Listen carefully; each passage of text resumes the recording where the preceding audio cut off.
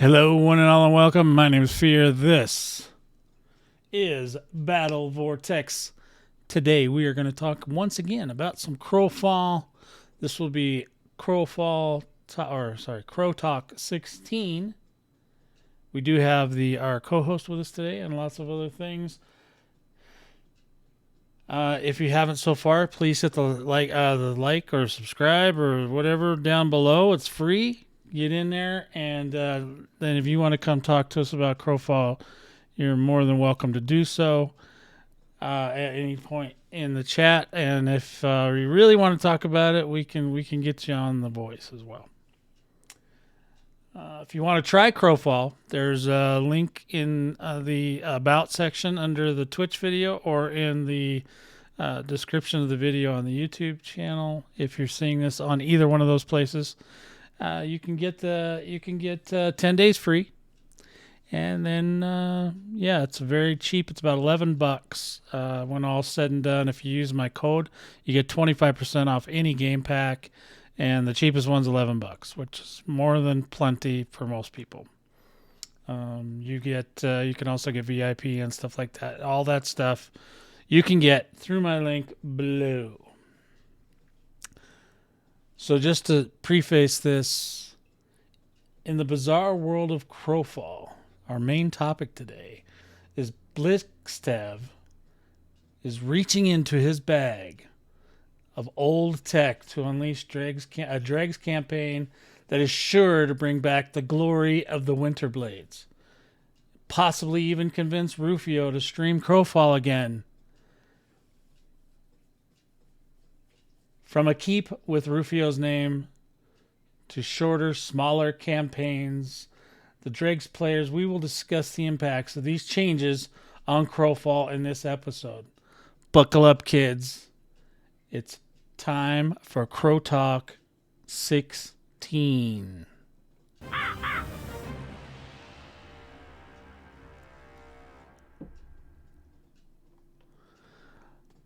Alrighty then.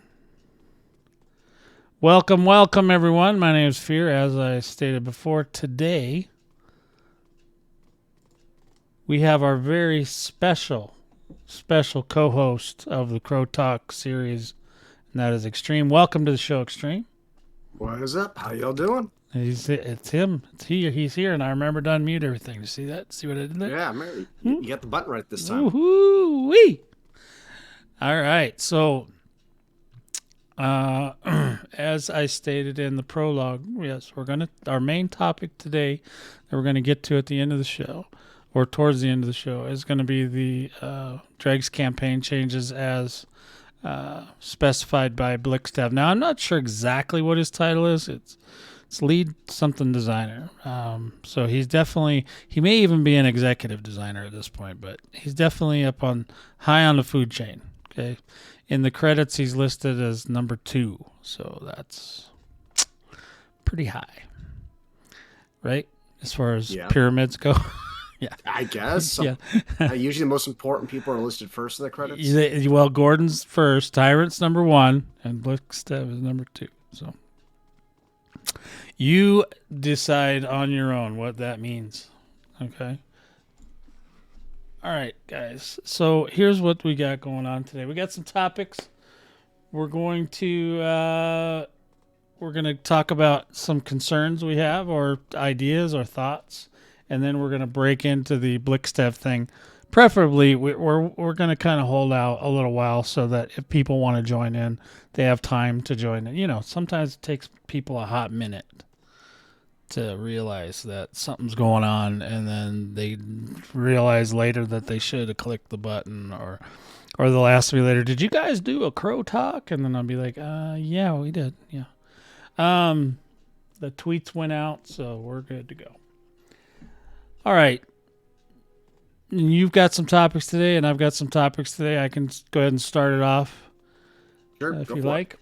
It. Yeah. I optimization fixes. We have not seen any word or anything about them optimizing the game. And there's been nothing really mentioned that I've seen. I don't know that you've seen anything, but regardless, there's not a lot going on in that world right now. So Yeah, I'd have to agree. some of the main things I'm talking about are the lag spikes at the top of the hour whenever the game switches modes from regular modes to hot zone modes, or shuts off one hot zone and turns on another. Sometimes those lags are really intense, like they really stop the game cold. You know what I mean? Yeah, I haven't noticed them as much. I think I've only noticed them once or twice, and that's usually what I'm looking for. Aside from that, I personally haven't noticed too much, but I have noticed them a few times. I think it just really depends on where you're at. Now I notice it. It seems to be more intense in like Sky Point than it is in the Shadow. But I also notice it seems to be more intense if they hadn't rebooted the server that day. That could be it. And that's why in my mind I'm thinking, well, maybe there's just some really nasty leaks. And there's also we're going to talk about that the hot zones in particular, like Avian Cliffs, Tainted Hills. It seems that if the server's not reset, the spawn becomes really irregular. Like, there's a pattern to the. If you get into a pattern, if you do a pattern with the spawn, you can basically get it so that you can go in a circle. Let's just say Tainted Hills, right? So you start in one area of Tainted Hills, you work your way around, and then you work your way around, and you work your way around, and the whole time when you come back, usually just before you get back, if you go slow enough, and that's one of the problems we also have is sometimes we go too fast and it doesn't keep up. So it's like you said, the spawn rate really needs to be increased anyway. Yeah. The speed in which it comes up. At least during a hot zone. Well, yeah, and I don't know if everyone is the same speed or faster than we are, but I'm saying I've done it probably 100 times now, and I am pretty darn speedy in there. So I am constantly trying to manipulate myself to make sure that the spawn's always there, because it's not like if I go faster, the spawn rate's not going up. And even especially if there's two people, it's still just the same. I don't know what happened, because from what I understood back in the day, the spawn rate was supposed to increase as more people joined. But I don't believe that's the case right now. Yeah, and if it is the case, then it needs to be increased even more. Yeah, I mean, like a lot more, because it's just, right now it's just painfully. I don't even want to go to a hot zone with a friend, because it's just, you feel like you're getting ripped off, right? You're not getting the same amount. You're not getting the same amount as you would be solo. Now, obviously, the risk is higher when you're a solo, but So is the reward, honestly. Yeah. But yeah, last time I went to a hot zone, and some friends showed up, I actually ended up leaving pretty pissed off. Yeah. Because even though we're in a group and all of that, and we're working together, my the amount I was gathering, it was in his Tainted Hills, the amount of soul essence I was getting went down drastically, and at one point I was even fighting over the same mob with these guys. And it really annoyed me, especially when I came across a group of 3 solo bosses, and I wanted to lure them into the hot zone. Someone else came along, murdered them, took everything, and then left. And at that point, I wanted to leave Moon just so I could kill him. Right. Well, that's why multiple accounts come in handy. Yeah, that's a different issue altogether. The point is the point I'm getting at is the respawn is not, especially during a hot zone, is not where it probably should be in order to keep up with the amount of players in said zone. As you said, a hot zone is supposed to sit there and attract a lot of players. Yeah. Right? Higher risk, higher reward, better drops and all that, better XP. Yeah. But if the if the spawn rate can't keep up, then nobody wants to go there, and especially in Sky Point right now with the lovely trash loot drops that you have to delete, which the enter button does work, by the way. It works for me now. I don't know if I was just not feeling it that day, so I don't know. But I didn't think it worked, but it does. So I think the problem is if you hit it too fast, you end up bringing up the chat box instead. Well, I just, basically at the end of the day, I was trying to tell you that you're right, and I was conceding the point to you. I appreciate that. Okay, that's where I was going with that. That was my little way of saying, I'm sorry, Extreme. I didn't believe you. I thought you were full of shit. But now I know you're right. That's a That's I fair. just Is that fair yeah enough? yeah Okay. yeah yeah yeah. All right. I'll take it. All I'll right. take what I can get.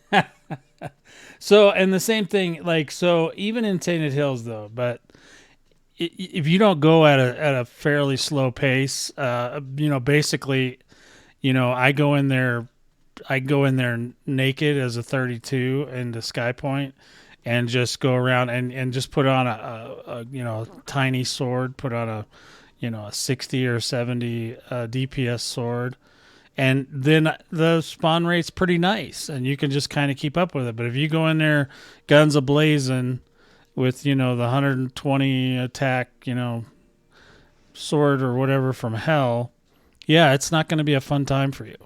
It's just not. You're just going to be way ahead of the spawn rate. And so I've been doing some experimentation, and I found out that's just how you got to do it. You just kind of got to go. You got to kind of dumb it down if you're a high enough level, or I mean, at a 25 maybe it's a great spawn rate, but at a 30, 32, no, not so much. In any, I'm talking, they're all the same pretty much. Like Tainted Hills in Shadow spawns about the same rate as the one in Sky Point. So I've almost had a better run yeah, I've in Sky actually done Point. better in Sky Point. Like Shadows, I'll at on a Tainted Hills hot zone. If no one else Yeah, shows up, I'll pull about 35, 40,000. if Sky Point, I can pull about 45 to I 50. can, I've pulled off 60 there. But that was like on a really good day. Like the spawn was just on point. Every single one of them had all 4 or 5 their Like, don't you normally go there characters. with a Guinea as well? Yeah. Yeah, Guineas are also a lot faster and kill faster. Well, oh no. I mean, it depends on where I'm at. If I go in Sky Point, I take a Vindy. Oh, But the okay. Vindy kills super fast too. So Yeah, if I'm in Sky Point, I'm usually on some character I'm just playing around with trying to learn. So I'm not going to be super fast. yeah. So but it's the same exact thing when I go to Sky Point or to Shadow. So it doesn't really matter. It's the same. The spawn acts identical. The only difference is I think that Sky Point's on some kind of like a server they borrowed from Gordon's uncle or something, because that thing is like way lag. You're like, have you ever gone on the test server? No. Well, the test server is super laggy. Like you do stuff and then you have to wait. It's like that. The test server is like on somebody's home Commodore 64 or something, and it runs really slow. So I think SkyPoint's kind of in the same. It might be on a little bit better of a server, but then you get into the production servers and they seem to act a little bit better, but you can still get those lag spikes. Um, and a lot of it has they send you a whole bunch of messages, you know what I mean, and a lot of switches are flipped, and they have to reload. I don't know if it reloads the zone or what it does, but it's enough that you see it, and so it's annoying. So anyway, um yeah, so Tainted Hill, Avian Cliffs is another one that gets really bad, where the spawn just stops working pretty much at all. Like it's so slow, just like no normal human being that I have access to would even want to deal with it. Like I usually can't even finish an Avian Cliffs unless besides the fact that the birds still get stuck in midair, which I will Oh, yeah. never understand, where you have to kind of finesse them down or whatever. Fix your solo bosses. Yeah, that's we gotta I think that the spawn areas are more important than the devs are letting on. Okay, because we can't get them crafting materials if we don't get them freaking birds down out of the air. Yeah, Okay, if you can't craft, can't progress. Can't that's progress, right. not going to play. That's right. Get her done, Monty. Um. So let's see where I'm at. Yeah, so that's that Avian Cliffs, and then I think actually Webwood. Webwood is another one that I've noticed, especially. Webwood, like the solo bosses spawn much slower than the regular elites and the regular spiders, right? Hmm. So I can basically run that rotation that I have, which is just basically going around in a circle around Webwood. And the solo bosses will show up every other time I go through the area. So I can go through, clear the area, kill all the solo bosses, everything's fine. I come back around the second time, and then the solo bosses won't be there yet unless I wait for them. And then I go through it again and come back around, and by the time I get back around, the solo bosses are back. So you get a solo boss roughly every 2 rotations, which I don't think that that's the way that's supposed to work, but it does work that way. Doesn't Web have a very short rotation to begin with? It's a very tiny circle. Yeah. So, I mean, that one, I don't know. I'd probably just... A solo boss every other round, I think, makes sense to me in that case, since it's just very small to begin with. If you had one every round... Then I would be rich, as well. Yeah, I think it'd be dropping a little too fast. It would be awesome. You need to shut your anti-crow mouth right there. No, we want more. I know you want more. Black Desert doesn't stop the spawn because it's too much. They give you more. They just keep dumping mobs on your face until you get tired. That almost sounds like wartime diplomacy. Yeah, well, we're gonna. I was like, actually, they don't. Actually, it's like they don't do that. If you ever clear, you ever clear. But their spawn rate's actually decent. Yeah. Well, in any event, no matter how you slice it, definitely we need some optimization fixes to the game, and we have not heard any mention of this. Yeah. Speaking of optimization fixes, the other thing I've noticed is, I don't know if it's anyone else, but my game tends to crash a lot. Like, compared to other games, it crashes a lot. That's probably non-persistent, just so you know. Oh, yeah, sure. Mm-hmm. No, but like earlier today, I was running around. I was getting ready to head out with Highlander and the gang and go do stuff, and also my game just randomly crashed. It didn't even give me the option to send an error report either. Just like, you know what, I'm done. Well, Go ahead. And then every time I close the game, it also, I guess, goes through a crash or something because it asks if I want to send an error report. Well, every time you want to send in an error report, it's not a simple process. You have to send a whole bunch of log files and a bunch of stuff that they want, and it's basically it's like it's too much of a pain in the butt to report bugs, and I think that's why nobody does it. Also, the thing. Well, when it asks me to send it, it's a little pop-up send yes or no. I click That's not the right way. No. Well, that's the only option it gives me. I understand that's not the way though. I'm just telling you that's not as the devs intended. Well, then that's the dev's fault then, because I don't know otherwise. Of course it's their fault, but what are we going to do about it? How do we get them to pay attention to us and fix that shit? I actually told them they need to make a damn app for the thing, so I could just tell it to go poop and push a button and send all the crap they want. I don't care. Now you're just talking crazy. Yeah, it was crazy talk, right? Yeah. Yeah. Well, my point is this game crashes more than any of the game I've ever played, and if the send error report button doesn't actually work, then I can concur that I have never in the history of my life, all the way back to Ultima Online, did I ever have to contact support as much as I have to contact support for this game. So it's just a thing. I've ever heard the word support as much as I've heard it in this game. Oh yeah, because we're constantly having to call them for something. Constantly. Yeah. I mean, they take care of it, obviously, but it's I'm not saying silly. They're not taking care of it. It needs a really hard optimization pass. Like they need hard. Yeah. And while we're on the subject of hard, welcome Highlander to the show. He's a special guest today, and just in case we have any issues with game mechanics, Highlander is our resident expert on the People's Elbow and Spin to Win. So now you know. Now you're in the know. Yeah, I bet you do. So he also is not a fan of crafting, so he will vomit profusely in the future talks we have in this show. So, well, I don't know. He actually might enjoy the new one for Dregs. But we'll get to that when we get to that. Yeah, I know. All right, so hey, here's something that they were talking about doing, but they took it away, and I'm wondering what happened to it. EK vendor taxes going to the EK owner, the guild leader, or whatever. That was supposed to be a thing, and it never happened. I'm wondering what happened to that. Because right now the taxes go to the game. I think the guild leader should get that stuff. Don't you guys? Yes, absolutely. If you own the property, why shouldn't you get the taxes? Yeah, property tax or whatever. Yeah. Okay. You're I'm not the crazy. landlord. Yeah. So, guys, you owe me a bunch of back money. So just come on, just start filling up my bank. Okay. All right. Yeah. I thought Or at about least that.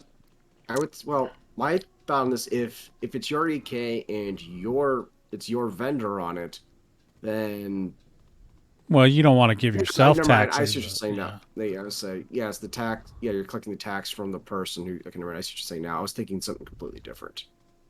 I was thinking of collecting taxes from the vendor themselves if you had like someone else who's not in your guild But or doesn't as doing an that. owner and you put something on your vendor, doesn't it cost you double if you have to take it off your vendor?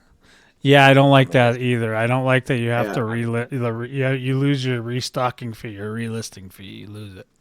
yeah, this is basically just a giant gold sink.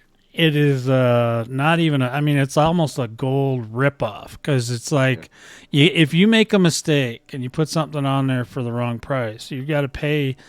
Depending on that price, you got to pay a certain amount of gold. But if you decide you wanted to adjust those prices, yeah, you're out all that gold. So like all those vendors I took down, I lost all the gold for all that, and I know that was somewhere in the vicinity of 100,000 Well, gold. as I am hate personalized vendors, period. I am more of a one-stop market to let people put their crap on a marketplace to sell their shit. Excuse Oh, my French. You're talking about global I marketplace. hate going shopping in this game. I literally loathe it. I hate it. I hate it. My issue is, I mean, it's an interesting concept. My issue is they don't explain how any of that works. There's nothing in the tutorial that tells me No. players about it or No, anything. if my favorite place to shop Extreme is closed because somebody Yeah. didn't click the little button every 3 damn hours, Yeah, I can't go there to get the crap I need. I And I need understand my that. crap. You Tell know, us about it. that's Alan. my. Yeah. It irritates a Highlander out of me. Like I Wow. said, it's an interesting concept, but I don't think it works for an MMO. Well, and another along these lines. I mean, I don't want to get. I didn't want. I didn't. I didn't know we'd branch out, but I'm along sorry. the same lines. No, that's fine. That's how these things work. That's why they're fun. But so if you oh shit, now I lost my train of thought. I I'm got you sorry. off the path. This is not the way. No, it's okay. So yeah, there's just a lot to do with the vendors. The vendors themselves, you can't take the money off of them. If you decide you want to take a vendor down and there's still money on it, you can't get that money back. If you want to change the contents of the vendors, you can't do that because you lose all the money. Well, you can, but you lose all the money. And then on top of all that fun stuff, if you can give the vendors to somebody else. That's nice. But like you can't do things like, I want to be able to put like unsellable items on there so you can put like skulls in there and stuff like that so that you could just have when they open the pack they see these skulls of all these people that you killed. That's the thing we used to do in Ultima Online. That was cool. Like everybody enjoyed it. You were actually able to take like an arrow and merge it with the skull, which is technically in my book is not considered crafting. You just put a arrow in the skull and then you could have a stake in your pack with a skull on it. You want a trophy room for the public to see. Yeah. See, that goes This with is my the idea I way. had earlier. I want to be able to sit there and I mean, yeah. I want to take all the skulls I got and be able to turn it into like a personalized throne. A throne of skulls. That's what I want to do. I think winter season challenge here is going to be something that people hate. Nobody wants to give up their trophies. Oh, yeah. I'm not giving them no damn skulls. No, that's what I mean. I don't get enough of them to. Like I said, if everybody I kill lets me get a copy, then I'll do it. It's like, can you come back and let me chop your head off one more time, please, so I can have a skull to sacrifice to the gods? Thank you. Do you think they'll go for it? Some of them might actually go for it. Yeah, really. I'm gonna try it. Once I get Manasoma. I mean, did I say his name out loud? So I don't know, the vendors, there's a lot to be said. There was this conversation I saw that they were also talking about The reason they didn't want the global was because it would be a race to the bottom, blah, blah, blah, blah. And I think that argument's BS. And that's because even on my own EK, on my little EK with 6 vendors, those guys race to the bottom against each other on the same EK. And they do it in Aranth, too. What do you mean by race to the bottom, by The way? pricing, they price as low as they possibly can. Or if you're selling something for 20,000, they sell it for 1998 or lower. If they just want to get rid of something, they put it on there for $1,000. So a $20,000 item now becomes worthless. That's on some other guy's vendor, because if anybody's got the patience to go through all the vendors, they're going to find the differences and they're going to buy the cheaper one. Of course they are. Well, of course, that's how a competitive market works. We're basically doing that right now, but spread out over multiple EKs, and then within those EKs over literal, I won't even say hundreds because we're not there yet, with tens, 20s of vendors. So we're doing it anyways. It's just not consolidated in one place. Yeah, so I just don't think that excuse is valid. I think that there should be an option to have vendors, either a world market and the ones on the EKs if you want, because there's obviously things you want to sell to people that visit you.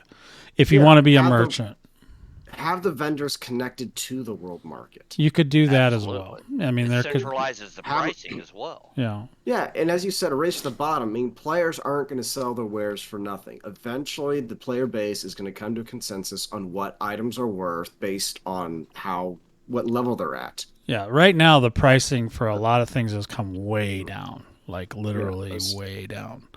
Yeah, and the game advertises their current system as a player-driven market. So in that sense, you're going to have as you said, a race to the bottom no matter what. Right. Let's just, instead of having it spread out, making it a pain in the ass, let's just consolidate it. Right. So yeah, no, I agree with all those thoughts. I do like the vendors. I mean, to me, it harkens back to Ultima Online. I used to run a vendor as a PK, but we would stick the little heads on the stakes, and then that way it was a warning to people not to mess with us. That kind of thing. There's spiritual things in the game that I like, that I personally connect to. They used to have human jerky too. They don't have that anymore. That didn't go over. That didn't age well, I guess. But what? Cannibalism didn't age well? Well, apparently not, because they took it out of Ultima Online and they did not put it in Crowfall. So there must have been something wrong with that idea. I remember seeing the conversation. I just don't remember what they said. Another thing that I've noticed they still don't have. Why is there no fishing in this game? When was the last time you saw a pond with fish in it in this game? We have a pond. We have one. I've seen fish in it, actually. Yeah. Really? Yeah. Okay, but you can't catch them. I just think that for an MMO, which this is an MMO. I mean, I know that sometimes even the Crowfall developers have a little bit of issues defining what the game is. I think really they need to nail that down. Like, are we making an MMO or are we making Fortnite on crack? I just want to know what we're making here. Yeah. And once we figure that out, if it is an MMO, why is there no fishing in there? Should be fishing. I want fishing right now. I get bored. I want to go fishing. I've done really, really high-end streams of me fishing, and I want to continue that going forward. For some reason, people like to watch that. Yeah, they do. They're just like weird people come out of the woodwork to watch me fish. It's like the an ASMR aquarium theory. It lowers stress. Yeah, when I had that bass ASMR simulator. thing. Yeah, I had that bass catcher simulator game or whatever, and that was popular. Oh, people love that. And World of Warcraft, when I'd go fishing in World of Warcraft, people come from everywhere. And there's even an event on the weekends. Every weekend there was an event to catch the best fish or the most fish or the most special fish, and then turn it in first to be the winner. And oh yeah, it was a big old thing. I don't know why an MMO wouldn't want that. I think that's a great mechanic. So, okay, I know I'm the only one that was really into that. No, I mean, I don't mind. I mean, I don't mind fishing at all. Because of the money that was involved in the other game that we played. But so we're going to, unless anybody's got any miscellaneous items like that you want to add right now, I'm going to move on. Are we moving on to the dregs thing? No. Okay, well, before we move on to that, I do have 2 ideas. Ideas. This is the idea section, so have an idea. So, this is specifically for trial accounts only, and hear me out on this one because another one of those harebrained ideas that's not going to go over so well. Oh, harebrained. Harebrained, I love it. The ability to infinitely respec your character on a trial account. Because you've got limited time, and as Highlander has shown us, it can take you a couple months to find something you actually like to play. You ain't kidding. And that is a true statement. And for a new player who's on a trial account who doesn't know this game, it's going to take them a while to figure out how to get 20,000 gold to respect their character, and then they have to sit there and get even more gold to get different majors and minors, and they don't know how any of this stuff works. So I think this is just be an easier way to give new players a way to experience the game in a better way, other than just trying to sit there and run the tutorial half a dozen different times until they find something they actually enjoy playing, hopefully within the 7-day time limit. I'm betting a new player's going to know very little about respecking, period. They're not even going to know what respecking is. Fair enough, but it's still, and you sit there and add something in that says, hey, you can take this character and go to this spot here and respec it as many times as you like, or go create a new one, whatever. But as soon as if they enjoy the game and they go buy it, they lose that ability to respec infinitely unless they get a value pack. Cardinal Fear approves this message. I think that sounds fine. I don't see any problems with it.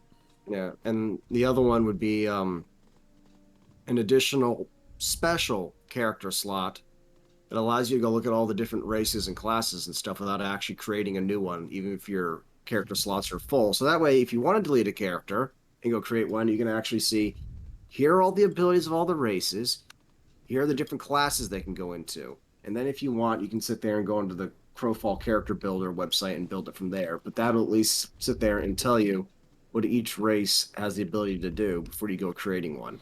I really do like the Crowfall, the builder. That's not an official Crowfall product. It's not official, but it's useful. But it also doesn't tell you racial bonuses or anything. New players won't get that. So I know. Okay. But my point is just a special character slot that doesn't actually allow you to build a character, but allows you to go look at all the different races. Character browser.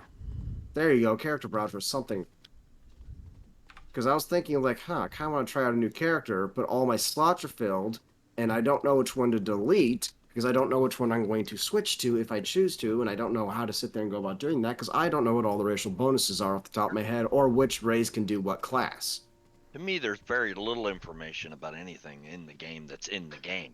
Yeah. If you don't know somebody in this game that's played this game, you're going to be lost for a while. A while, it is. Now, I've seen other people that are a little bit faster than what we are, but still, I don't, not if it's a gamer that is like the more hardcore they are as far as mentally, able to get in a game, figure it out, play the shit out of it, and go to the next game, they're going to have a much better time. If you're trying to even entertaining the idea of getting more casuals in, you're going to have to give them a little leg up. You're going to have to help them a little. Now, the veterans will ignore it, right? Or the hardcore will ignore it. But the new players, I think, will appreciate it. I know I would have appreciated it. And I like to hardcore play games. But, man, I'll tell you what. I was just like, Crowfall is so vague in what they're talking about. You don't know. They take everything for granted and just assume that you already know what this is. This isn't Dark Souls. Well, one of the things that bothers me is when you get into the game, you start a new character. Within the first, once you get out to Hubald or whatever his name is, out in Sky Point, the little guinea out there, he tells you to go make advanced items for crafting. I'm like, who the hell, what new player can make advanced items? They didn't even bother putting intermediate in. You know what I mean? In Sky Point, well, you make an intermediate, but the quest that you get is create advanced items. And I think that's too high. Why would you give them that? Because when you get that quest, you don't even have crafting yet, really. I mean, you crafted a tunic and a pair, that's it. And maybe an axe and a pick. And so you've crafted an axe, a tunic. You've taken a basic weapon, turned it into an intermediate one, and it teaches you how to make a ring. But it gives you all the supplies for all that, and just says hit J and throw them into the appropriate slot. Right, but It doesn't even really teach you; it just gives it to you. So when you get to Sky Point, you should still be creating advanced, or I mean, intermediate items. Sorry, intermediate items, and that should be the quest, not, you know what I mean? If you want to do a second one where it says craft some advanced items, and then, you know, teach you how to do that, which that's where the fun begins, right? When you get into advanced items. Yeah, that should happen in. That should happen in the tutorial. Yeah, guess which game I'm going to reference. Because you have to get the belts too. You can't just have the green disc. You got to have, you know, or the white disc or whatever. Yeah. If you want to do advanced, you really need belts. Yeah. And I don't even think they talk about the belts, right? No, they don't. They don't really tell you anything about the exploration discs or anything. So, you want to guess which game I'm about to reference? Pokemon. Close. Black Desert Online. Yes. They have an entire separate category of quests known as crafting and gathering quests, and it's all basically, they have an entire catalog of all the quests in the game. You just, you know, I believe the hotkey is, I don't remember what the hotkey for that is, but you hit that key, it brings up all the quests. You can sit there and sort them out between combat, gathering, crafting, and among those are a series of quests that actually teaches you how to do everything. Some of them are multi-step and take a while, but it walks you through it. So go find this, you know, get this, go find these items, then come back here. Okay, now you're going to take these items and do this. Okay, and just, it walks you through it. They need something like that. You mean a recipe? Imagine that. Oh, that's something entirely different. But they have that too. They have an entire catalog of all the crafting recipes. But, I've never crafted in that game, so I wouldn't know. But yeah, I mean, if it doesn't bludgeon, maim, or kill, I'm pretty much not even interested in it. I understand. Brother Fear, speak. The point is, if you are interested in that, the game will sit there and teach you teach you how to get it. I don't care. Just give me a place to go get it in the world. I'll grind that sumbitch till I get the item. You know, I want the sword of ultimate vanquishing and destruction, and then you tell me where it is. I go get it, and then I'm happy. You don't even have to be bothered with me. I go off on my little way and go kill some dragons or something. Dragons, speaking of, should be in the game. They're not. Upsetting. Why dragons?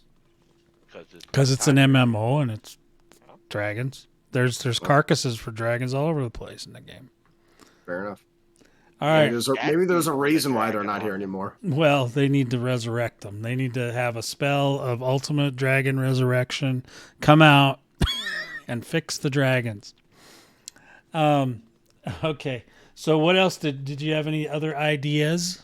Extreme? No, that was it. Just the ability for trial accounts only to infinitely respec, and then like a special slot in the character selection screen that allows you to look at the different races and classes, so you can get an idea of what you may or may not want to build. Okay, so I'll pass the question off to you, Highlander. Did you have any ideas you wanted to discuss this week? No, sir. Everything okay with the people's elbow and the spin to wins and all that? I have everything? no problem with the people's elbow. I haven't used the people's elbow in a while since I went with spin to win. Okay, so you had to trade off. This is my chosen character. Okay. This is the one I will play for everything that I do. Okay. No, I will bring up the obligatory ability to take soulbound, character bound, whatever items, put them in a personal chest. That'd be nice. And you know, that's a thing too that I didn't even remember to write down, but there's a reward coming out in April. It's a chest of the one eye, which is an animated chest, which is neat, but it doesn't tell you important things like whether or not it requires a socket. It doesn't tell you things like whether or not it'll accept soulbound items. They don't really tell you much about it. It's just, here's a pretty chest you guys are going to get. Moving along, you know, nothing to see here. I thought that was the March VIP reward. Well, isn't it? What is the month right now? March. Oh, You said April. yeah, but didn't. Okay, so we didn't get it yet, right?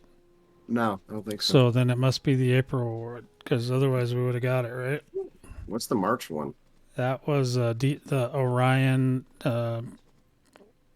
little trinket bauble. The Orion, it's a healing bauble or something. Okay, does that show up in your in-game inbox, or do I have to go to the website and claim that? You would have had it in your inbox, and you would have had to redeem it, and then it would have went into your bank. Now you had to watch a stream, so I don't know if you're. Actually, no, I don't think you had to watch a stream. There were actually two of them. I'll say it's a VIP reward. There was two of them. There was one from Twitch Drops, which was like critical damage, and then there was one from the VIP, which was some sort of healing, something or other. I'm going to look at the website real quick. I don't think I have it on. No, I don't have it on Darstabby here, so I let everybody watch his butt dance for a while. I'll go back to the front. This Darstabby is just a distraction, guys. This is basically a podcast with video, okay? So yeah, so there's that, but the next month's one, the one that's coming out at the end of next week, probably with patch 7.7, will be this chest that is apparently animated, but they don't give any details about it other than it's animated and it's a personal chest. That's all you get to know. That's all they could be bothered to tell us about it. So, what does that mean? We don't know. Well, that fits right in with the normal not telling you anything that you need to know in the game theme, though. Right. Well, yeah, unless they're talking to you about toast messages or something, which I conveniently put the toast on the advertisement for the show today, so that was a reference to toast messages, which apparently are very common to the armchair designers in Crowfall, but to normal people it would be like, what? So anyway, okay, so I guess that's it for idea section. I guess. I don't have any other ideas right now, but the day's still young. So I'm going to move on to the shadow. So we're going to talk a little bit about the shadow, different areas of the shadow. And the first thing I wanted to touch on, there's supposedly some sort of I don't know if this is a glitch, a feature, or whatever, but apparently if you switch factions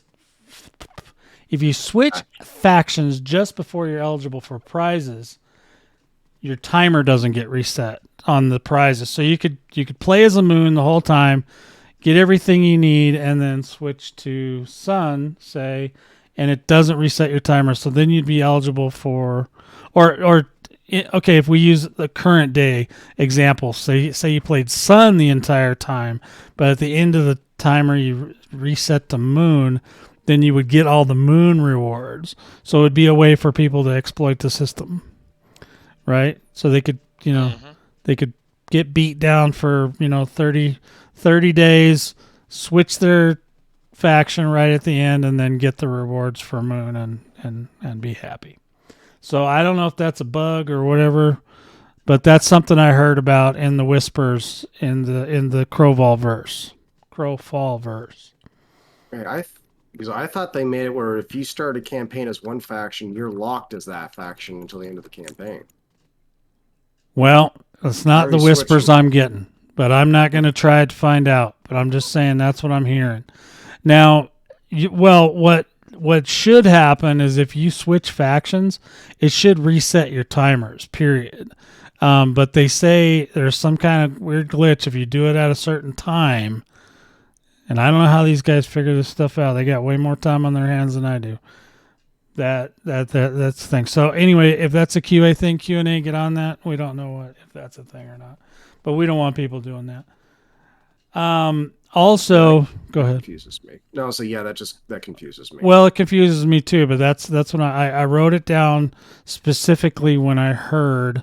So it's basically like, yeah, so it's a way to cheat the system. And I don't know.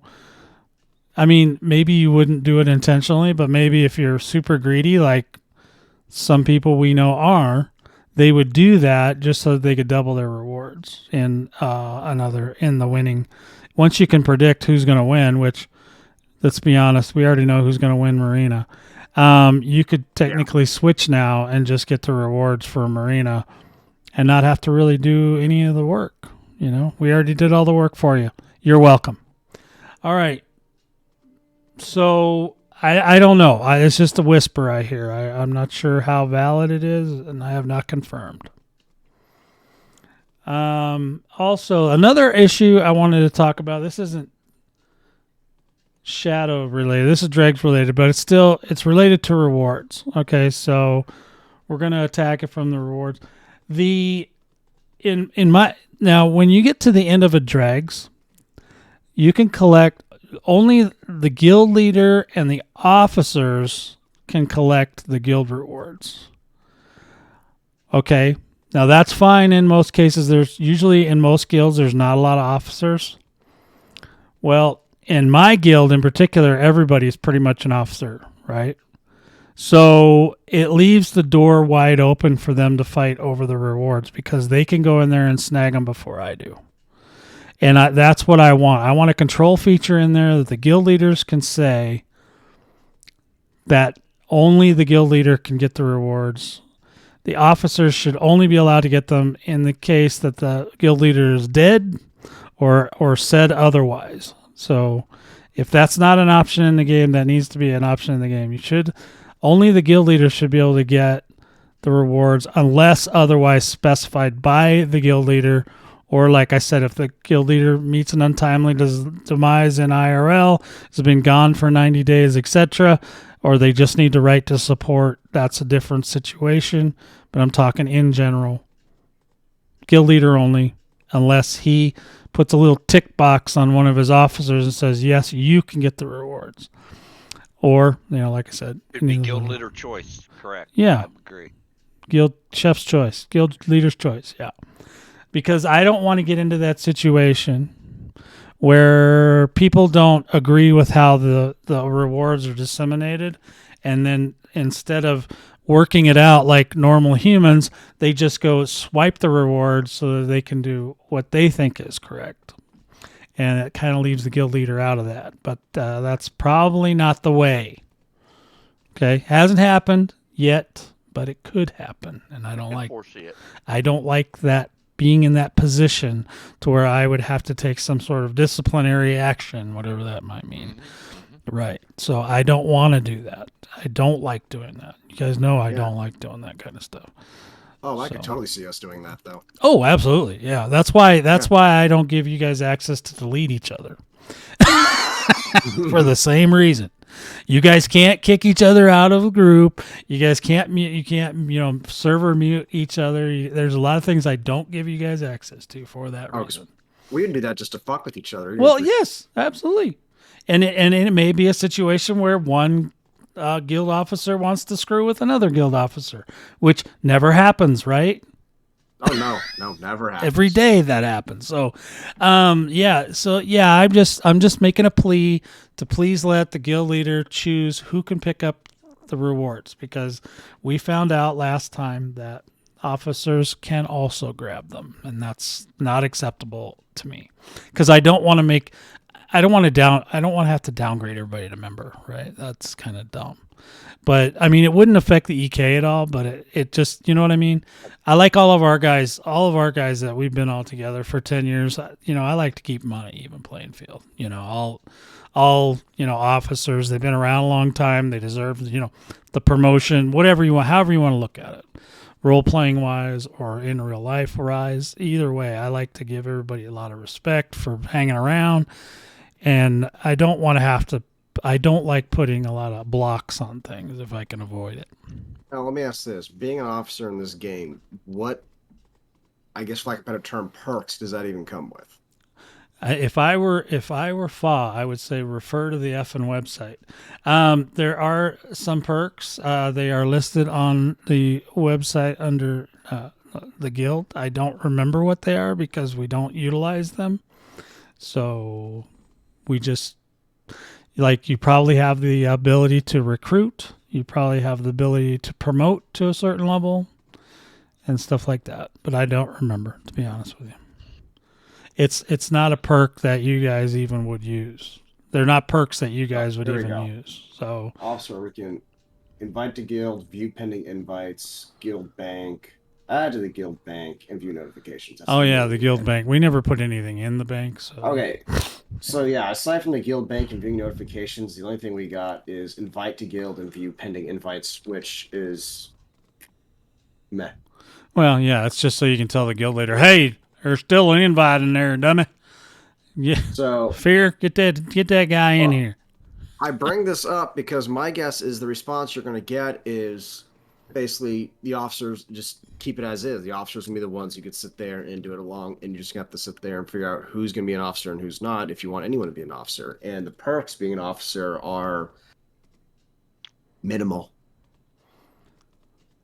Right. So aside from being able to mess with the conquest rewards from dregs. I mean, I don't have a problem other than I just, as far as, just it's more of a visual for me than anything. I like that, like in the Discord, you guys are all a certain series of, Centurion. That's a high level member of the Discord. And then, but they have a lot of powers that, other people don't. And that's just to keep, mostly it's peacekeeping powers. But when it comes to collecting rewards, that's different. That's a way for people to upset each other. And that, for that reason, I want a control to say who and who cannot accept the rewards.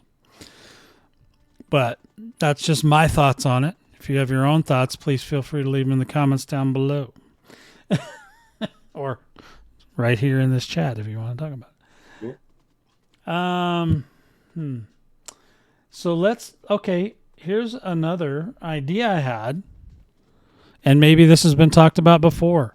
I would love it if there was some sort of a bulletin board or otherwise messaging system in the shadow, in the keeps specifically, so that you could leave messages for the next group of folks that come by and want to work on a keep and know what's kind of where we're at. You know what I mean? Saying, hey, we need more materials in blah, blah, blah, or we need this, or we want that. Because right now it's kind of a free-for-all. I find buildings that have like stuff in them that we don't even care about, and it's like, why did somebody upgrade that? Or, Dino gets a wild hair and just wants to have a building, and then he'll spend hours getting the mats for that when he should have been getting mats for something else. Or, we need this to be a level 3 bell tower and a level 12 or level 10 structure before anything else gets built. Stuff like that. Any kind of messaging system I think would be great for the keeps. Maybe individually in each keep, or, a global, building messaging system or something, so that, but then people got to know where they're at and what keep they're talking about, and some people are going to want to know where on the map is that, and then how do you click on the map and all that. If you just have it in the keeps, then if somebody kind of happens along and finds a keep and they go look at the little leaderboard or the reader board or the message board, they can kind of see what we're working on. It's almost like a faction message board thing, almost like you have like a quest board inside a guild hall or something. Yeah, right. Something so that you can just inform people without having to, because you can't be on 24 hours a day, right? So So a faction, I'd say put a faction message board in the temple, and people can check it out as they come and go. This keep needs this. Well, yeah, but then that's the problem, though. That was what I was saying, because then people have to know what keep they're talking about, and I'm gonna reach and say nobody knows where the hell the keeps are. How many times, even when we go to do a siege or a defense, how many times we got to tell the people over and over and over and over and over what zone, where is it, what direction? That's on the person to sit there and say this keep. Yeah. In this zone. Yeah, I don't want to put it on them. I just think you should put it in the keep. That way you already know what keep they're talking about. Because you don't need to see that crap if you're not. I mean, you could, but you don't need. If you're not interested in keeps, then fuck it. But, I don't know. I just personally, I don't like putting anything on the player if you don't have to, because the players are ridiculously lazy. And, you know, That's a polite way of putting it. yeah, ridiculously, ludicrously lazy is probably a more appropriate way to put it. So, you know, just if you're and guild leaders would be more apt to do this than anyone else. But if I was in there, I'd say, okay, this is what we're working on. Let's work on this building next. Because how many times do you hear people ask, well, what do we need the materials for? What are we doing? How are we doing it? You know, and then we could just use the FA language and go, please refer to the frickin' message board. You know? Yeah. Then, anyway, that's just another thought I had. Especially if, you know, because sometimes what's important to certain guilds is not important to others. Like, say, for example, the Earth people right now in the Shadow, they're not interested in war. They don't build all the war buffs. They build all the crafting buffs, right? So, but if I went over there, the first thing I'd build is all the war buffs.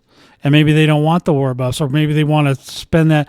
When you're dealing with smaller guilds, our energy is more important because we have less people to do the work. So you kind of have to bide your time. You know, you have to pick and choose what's the most important and only do that.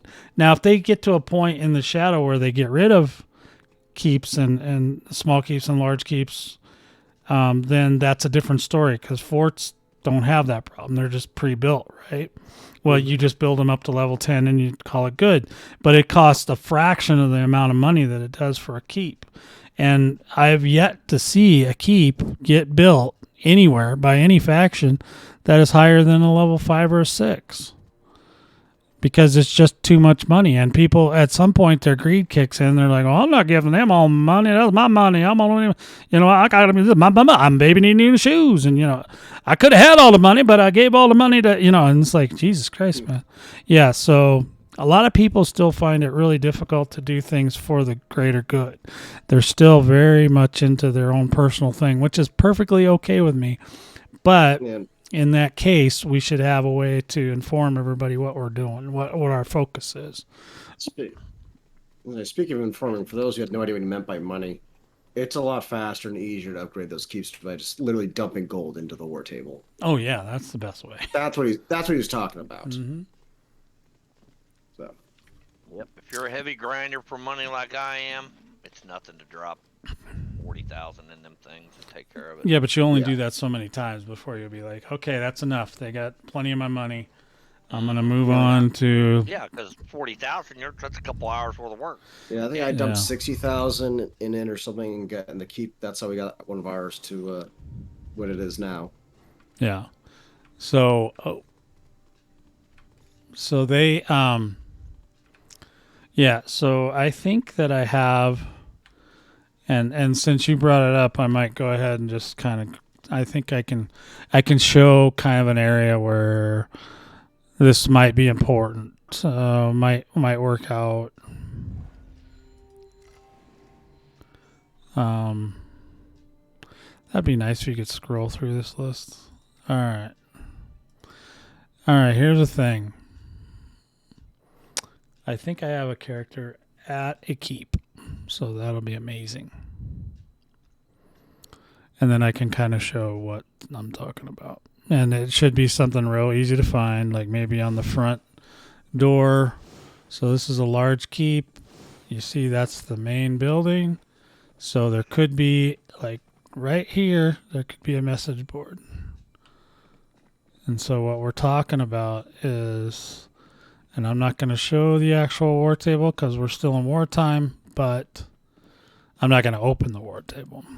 But there's a war table on every one of these keeps, no matter what size it is, and you can build up your stuff.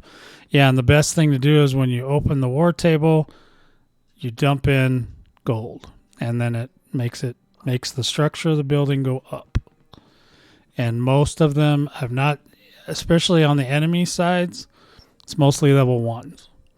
And a lot of times guilds will build, they'll build a bunch of keeps and they'll put a bell tower in it and they'll leave the structure at level 1 because the guards are tougher now. So they're not as afraid to do that. So you'll see that. And yeah, any savvy small group of 2 or 3 can get through the guards fairly unscathed. Yeah, just don't run straight up the center. Yeah, don't run through the courtyard. That's one of my favorite sayings I use. Yeah. But in any event, yeah, so...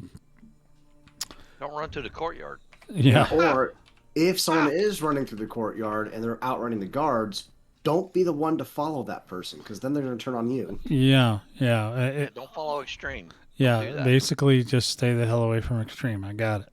Oh, one time. One time. You know the story about one time. You do it one time, you're branded a courtyard runner. Yeah, pretty much. Yeah. So, I only sold my Corvette one time, but gosh dang it, I'm still a Corvette salesman. That was, 6-7 years ago now? I don't even remember. That was a long time ago. It's a long time ago. Yeah, it was long. That's how long I've been with these guys. That's why I don't want them to fight with each other about reward systems. Correct. Because that will break up a group faster than anything you could do to us in the game, for sure. For about 5 minutes, and then we'll get over it. Nah, I don't know about that. When it comes to money, I don't know. People money is money. See the whole grudge over that, even though it's virtual money and not real. Yeah, money's money. I don't. I mean, I think we've only ever really sat there and held a grudge for a long time against one person who immediately comes to mind. Well, the only one of us held a grudge against that person, but it's still very strong. And that same exact person might be the one involved in this money situation. So I don't want to rock that boat. So let's just give me a damn slider or whatever so I can tell them nobody gets the money but me. All right. And then... That won't start a fight. I don't care if they get mad at me. They can get mad. If you're not mad at me for some reason, then I ain't doing it right. I'm the guild leader. If you ain't mad at me, it's okay when he calls himself the guild leader, but when we do it, we get a 5-page long essay. Well, I'm telling you, I'm not going to tell you big, giant, frickin' 12-year-olds what to do. You do what you want. I'm not going to hold your hand and everything. Go, okay, little Timmy, it's time to go kill the satyrs now. Here you go. Nope, not gonna do it. Was that so hard? Was that request so hard? Yes, it was horrible.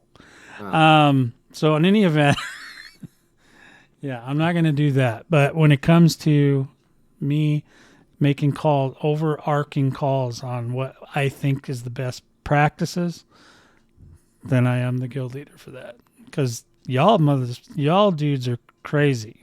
If I left it up to you guys, it would be a nightmare. Plus, you guys won't listen to each other. You guys barely listen to me, so it's not like I'm... What'd you say? Yeah, exactly. Uh-huh. Yeah, I hear that so much, I'm just used to it. Now I just say things, and if everybody ignores me, I just say, if they ask me later, I'm like, yeah, refer to the map. So... refer to the message board. Yeah, refer to the message board, please. So this is what I want to do now. We're still not to the main topic yet. I apologize, but I told you I had 4 pages of stuff. I think we're only on page 2. All right. So what I was hoping to get from you guys is you remember all the changes they made for this shadow campaign? No. Okay. You and I talked about them at great length, but refreshing your memory. Things such as making keeps impenetrable by the enemy outside of siege times. This was a big scandal. Yeah, well, yeah, the changes. That's it. That was it. Sorry. It's been a while. Oh, whatever, dude. All right. It should be on your mind at all times. As the guild leader, I remember everything. Go spend a day in my life for work and tell me you can keep everything on your mind at all times. I do. I would still do it just to spite you. All right. So in any event, what I kind of wanted to do here is I wanted to see what you guys thought about the changes that they've made to the game for the shadows. If there was any, burning concerns, or if anything just wrecked the whole game for you, or Kitty is going to come visit right now, so she wants a pet, apparently. So I'll try to stay close to the mic, but pet the kitty at the same time. The changes, especially with the node level increases. Anyone on that? Node level increases? Anyone? Love those. Love it. Those are Okay. great. Yeah. Guard power. Yes. The what? The guard's So power one- went up. Yes. Yep. In the forts, definitely. Yes, and the keeps. Yeah. Ain't that the truth? And then, It makes it more group oriented, I can tell you that much. well, it Oh, dear God, does. yeah. And it also, you know what also it does? It discourages the Dregs players from bringing their alts over and taking all the forts. One And thing I the did keeps. notice that I did like they did is they got rid. I guess this was an exploited glitch or whatever, where you knock out a portion of the wall or whatnot, and it would drop the guard count down from 8, 10, or whatever down to 4. They fixed that. I hear that still works, but I haven't seen anybody does? doing it. I don't know. I heard it did, but I don't know. I mean, I gave up. You know, we don't check every single day, so I'm not really sure. You know, Well, I mean, I remember I think it was Aslan. He took out a corner of one of our forts early on in the campaign, and it still kept all of their guards. well, I'm wondering if you have to kite some of them out to get the guard count to come down. There might be a glitch like that, because I remember hearing from one of the members of Sun that it still worked, but you had to kite a certain number of the guards out of the fort to get it to work, but it still worked as far as what I understood. And that's being kind of. Now, again, I haven't verified this, but just whispers I'm hearing out there in the Crowfall. If you're doing, yeah, but if you're doing that outside of the siege time, that's still not going to work because the guards are invulnerable. Which, talk about that in a second. I'm not sure. Yeah, I'm not sure. So maybe it does, maybe it doesn't. If they fixed it, great. If not, please give it a look. I don't know how the hell people are doing things. Yeah. Maybe you kite them out to where they have to retreat, and maybe they get stuck and die. I don't know. There's got to be some way they're doing it. If they're doing it, I don't know. It's hard to tell in the shadows, because really forts seem to be fairly untouched this time, except for that crazy moon faction took everything. Yeah. But sometimes MOON, that spells moon. But I have seen where they've gotten them to neutral. And now I don't know how they're doing that. I mean, if they're not going in there, and I guess there are some forts that only have the 4 guards still, because I don't think every single fort is built to the hilt. No, But a lot of most of our forts this entire campaign have just been wallless. I mean, the ones we care about are 10-10, but anything else, we don't really care. You know, we have more than enough to keep the score. You know, when you have a 400,000 point lead, I just don't feel like conquering is a big deal right now. Not something on the top of my plate right now. I'm good. I'm building characters. That's how far along I am. So and the siege mechanics themselves. Anything? I love the trebuchets. I love the catapults. We know how to use those now, and that all seems well and good. We know that Mark 1s is what a lot of alt dregs people like to use, and we are strong enough now we can blow those up fairly quickly, which is fine. I love that, which makes them have to put in the effort to build larger siege weapons, which a lot of ridiculously lazy players will not do. So that's a bonus for us too. I don't blame it, because you have to go craft to do that. Oh, don't tell Highlander that. You have to go out and get a special materials. Resource. Yeah. Yeah. You have to go get special materials. Yeah, especially if you want the highest level ones. We don't. Well, yes, we do. If we want to blow them into bits, we need bigger. Nobody's ever going to say bigger guns are bad. No, they're not. Well, I mean, there might be an overkill factor, but they're never bad. I'm not going to get into that, because I'll go off on a tangent for quite a while if I do that. Okay, well, it's not even game related. Oh, okay, yeah, we don't want to know about that. All right, spend my gold and buy one that's level 4. Well, you can do that. Or level 3. Well, no, you're not going to be able to do that. No, that would not be cool. Level 1 though, you can buy those all day. All right, so being able to level characters with those node increases is much better than. It's much easier. So I went from a common vessel to a blue or purple, actually epic, in 2 weeks, which was I thought pretty good. Yeah, I'll say before we get too far off topic on the guards, though, I do want to say one thing. If it's not a siege window, I don't believe the guards should be attacking you because they're invulnerable. So you can't kill them anyways. And if it's in a fort with the walls down, you can't use the vendors anyways. And I say this because when I was leveling up a character in Skypoint, I accidentally aggroed a guard out of an earth fort, and I couldn't do anything to outrun them or fight back or defend myself or anything. It was just basically an insta-kill. Mm-hmm. So I feel like and it wasn't even a siege window. So if it's not in a siege window, I don't feel like the guards should be aggroing onto you. Yeah, I'm sure that's got to be something they're looking at. I would imagine. I'm hoping they know about that. I didn't fill out any kind of report for that, so it might be something that you could submit in triplicate and fill out a report to the guild leader of conflict, and maybe it'll get looked at. Yeah, I don't know. You're right. They shouldn't. And I know that happened to Highlander once, where it was after a siege, and he struck a guard or whatever, and that was all she wrote. The guard pummeled him, and he couldn't do anything about it because the guard was invulnerable. So, it would have been nice once I engaged the guard that I would have been able to kill the guard. That would have been cool. That would have been really cool.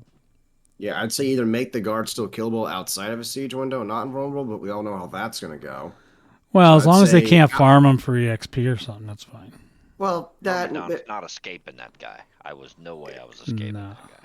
Well, my point is, I'd sit there, as long as it's not in a siege window, the guard should not be aggroing. Well, and his buddies can't jump in to help him because he's invulnerable, right? So there's nothing It'd be senseless for you to do it anyway. It's literally dumb, at that point.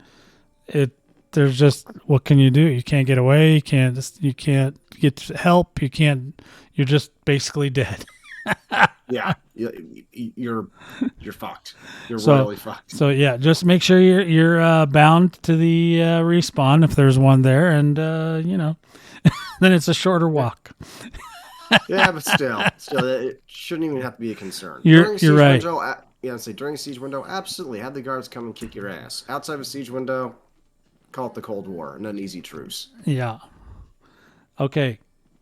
Did you get it all out? That's You got to talk about it 2 weeks in a row. You must really not like that one. Well, I mean, this is the second week in a row we're talking about the shadow changes anyways. Yes. So that's right. This is more of a review though. So fair enough. Yeah, we're and then like I said, so leveling your character is better, right? Everybody's cool with that? Highlander, is it better? What? Oh my god. Leveling your character. Yes. Okay. It is amazing. I went through this purple vessel in less than a week. Yep. Yeah, and I was saying I went from. Don't get me wrong. Yeah, I went from common to epic in under 2 weeks, so that was pretty interesting. Now I'm waiting on the legendary as we speak. So you could basically level a character to legendary probably in one campaign. Yes, probably quicker if you very easy, depending on the seat time. Absolutely. Yeah, it's all seat time. It's just time. Yeah, absolutely. It's just seat time. I mean, now getting the vessels and the parts and all that gets a little trickier. But if you know a guy and you get the parts, you're good to go pretty quickly. Okay. We know a guy, right? We know a guy. Yeah. Okay. We know two guys, but one is particularly good at high-end stuff. So we go to him for the super high-end stuff. Let's see. I think, with those changes, with the being able to level characters, I think that more people might find it interesting to just go ahead and come to the Shadow, which, after what we talk about here in a little bit, will be pornography. I love that name. That is awesome. Pornography. Pornography TV. We know that guy.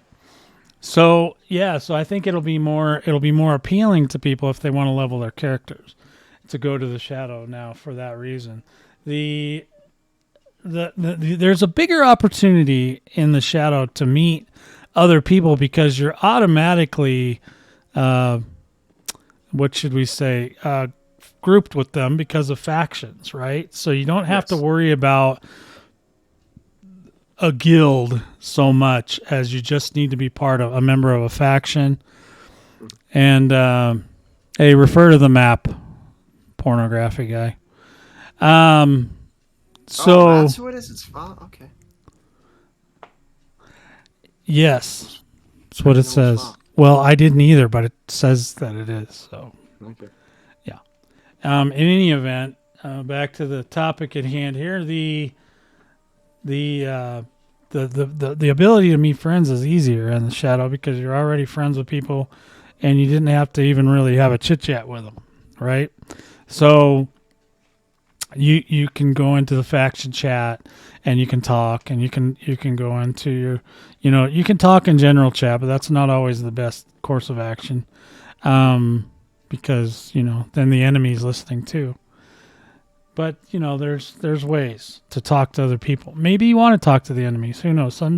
Sometimes the enemies like to talk to each other, just mostly to try to fool each other with, "Oops, wrong chat," and things like that. Drives me nuts. Mm-hmm. But yeah, so and I think that's less likely in the dregs, where it's a much higher drama situation, and everybody's super paranoid about spies and things of that nature, and all this, all these secret backroom deals going on all the time, and all this stuff. So yeah, you gotta. Yeah, I think the Shadow's just a much friendlier environment for newer players, which I appreciate. Yeah. And I just wanted to say, I think that we had complained quite a bit about the ability for Dregs players to just come on in and smash everything to pieces and then just leave it for us to clean up the mess. I think that Monumental has actually kind of tackled that issue fairly well, because Dregs players are also ludicrously lazy, and they don't want to build a second main, and they don't want to do all the work that it would take to do everything. So they come in with the cheesiest of cheese characters in the world, and cheesy by I mean, a 700-meter range on an archer, or every poison and disease and blind and stun and people's elbow you can get your hands on, all on one character, Guinea. And then, they just come in and they just wreak havoc. But with the way they've restructured these things, it's actually been beneficial to us, because although it's harder for us to take things, it's also harder for them to just come in and cheese them out and take them away from us. So it's I think it's a good thing both directions. Yeah. Also, the changing of the resource nodes, we can now also sit there and at least gather the materials needed to make equipment on par with there, which we may not be able to craft the same quality yet, but we can at least get the materials to do so when we're there. Yeah. Without having to sit there and go risk 100% drop rate on an inventory in an area where people sit there and portal camp like little shit stains. Exactly. Keep on that topic for a second, because the cat is not leaving me alone. I gotta go get her food. She's just gonna keep going. All right. So you keep going. I'll oh, good. You mean I get to rant? Go ahead. So yeah, one of the changes that Shadows made was, aside from the increase in node level for mobs and also the increase in level of guards, they also increased the node levels for resources such as ore, stone, wood, all that stuff. So you can now get the same quality and, in theory, quantity of mats that you get out of dregs, which was traditionally supposed to be the best place to go grind for those high quality stuff to make the high quality gear. You can now do that in Shadows. So instead of going to risk your inventory, because for those who don't know, dregs has 100%. It's hard to talk over the sync, Fear. It's okay.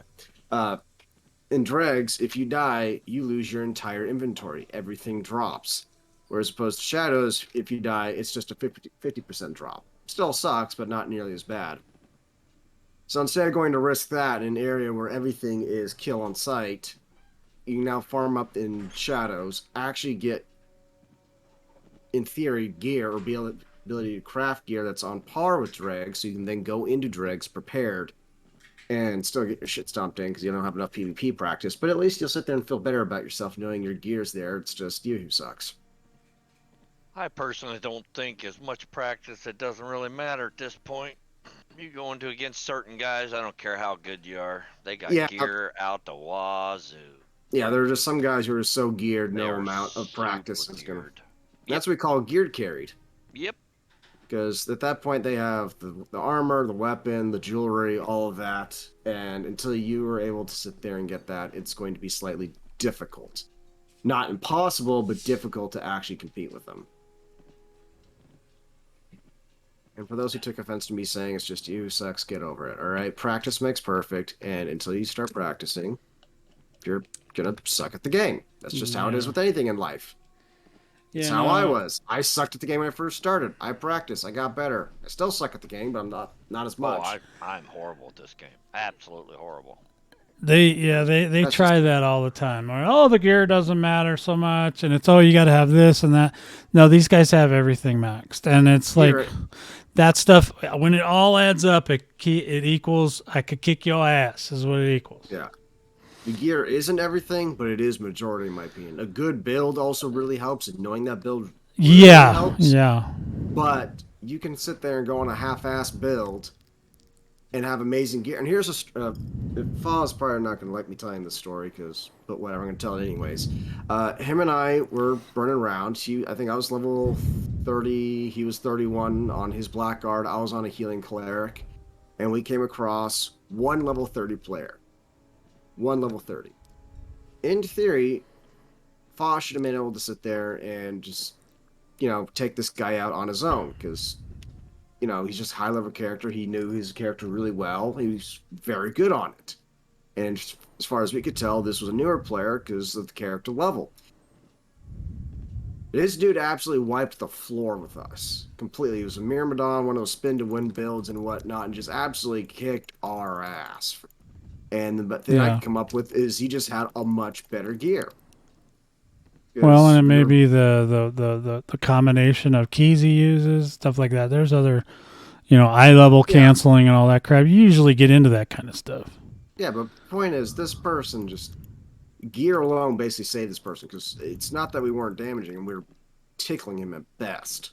Tickles. I love that when it's going to be a bad day when you go up and you slam somebody for 2,000 crit and their thing doesn't even move. You're like, oh man. Yeah, so I mean, it was. It's like, oh man. I was. Fall was beyond pissed. I think he went to go take like a break or something, and I was just like, okay, well, my character's not combat to begin with, but I'm dropping heals left and right, and this one level 30 character not only out-damaged all the heals and stuff, but sat there and survived all the bleeds and poisons and everything that Fa had put on him. So it was insane, the gear this person had to have to sit there and withstand all of that on a level 30 character against, a person who's he was on a Blackguard at the time, and he's very good with his Blackguard. Yeah. So. Well... Yeah, I agree. And even if they were right and gear doesn't matter that much, just having that gear gives you a whole bunch of confidence, right? Yeah. So you go in there and just your balls to the wall. You don't care. You're just like, I got everything I need. I'm not worried about getting the next thing or anything. This is my character, and I go whip ass. When those guys come out of the dregs, they're just seal clubbing with that kind of gear. They're just seal clubbing. Yeah. I was almost worried we were going to have a seal clubbing incident last night, but we didn't. So they had one. I had one, but well, I mean, briefly honest, when the campaign ends and everybody's in Sky Point, they got nowhere else to go until the new one starts. So it's not necessarily their fault. Oh, it's their fault. They make the choice. It's not like, oh gosh, if only I had something else to do. Nope, got to go kill newbies. What else is there to do? Well, there's lots of things you could do. You could go play Ark, whatever, Lost Ark. Oh, you're talking about playing a different game entirely. I was talking about in game. Oh yeah, in this game. They could go get money. They just probably don't need it. I mean, you can't make it. You can't make it on the. I mean, you want to make it on the players to like find a leader or a reader board, but you don't want to put it on the players to make a choice not to go seal clubbing. But that's my point. There's nothing else to do in Skypoint once the campaign ends, so they should sit there and expand Skypoint and make it bigger. Give them something to do. Create that Frontier Wildlands. Oh, they should have that. Yes, they should have that. Which is what I'm saying, though. Let's get some dungeons going. Expand on the lore. Give us like a literal frontier area where everything is. Well, yes, Skypoint should be the world. They still haven't decided that they want to have a world yet. They still think.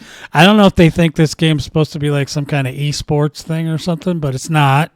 It's never going to be an esports game. Sorry, guys. This isn't. No, this is not League of Legends. You're not going to get an esport out of this. This isn't Overwatch. Right. Here's a fun topic for you guys. I think we're done with that last one, right? Probably, yeah. All right. I got a bonus topic this week, guys.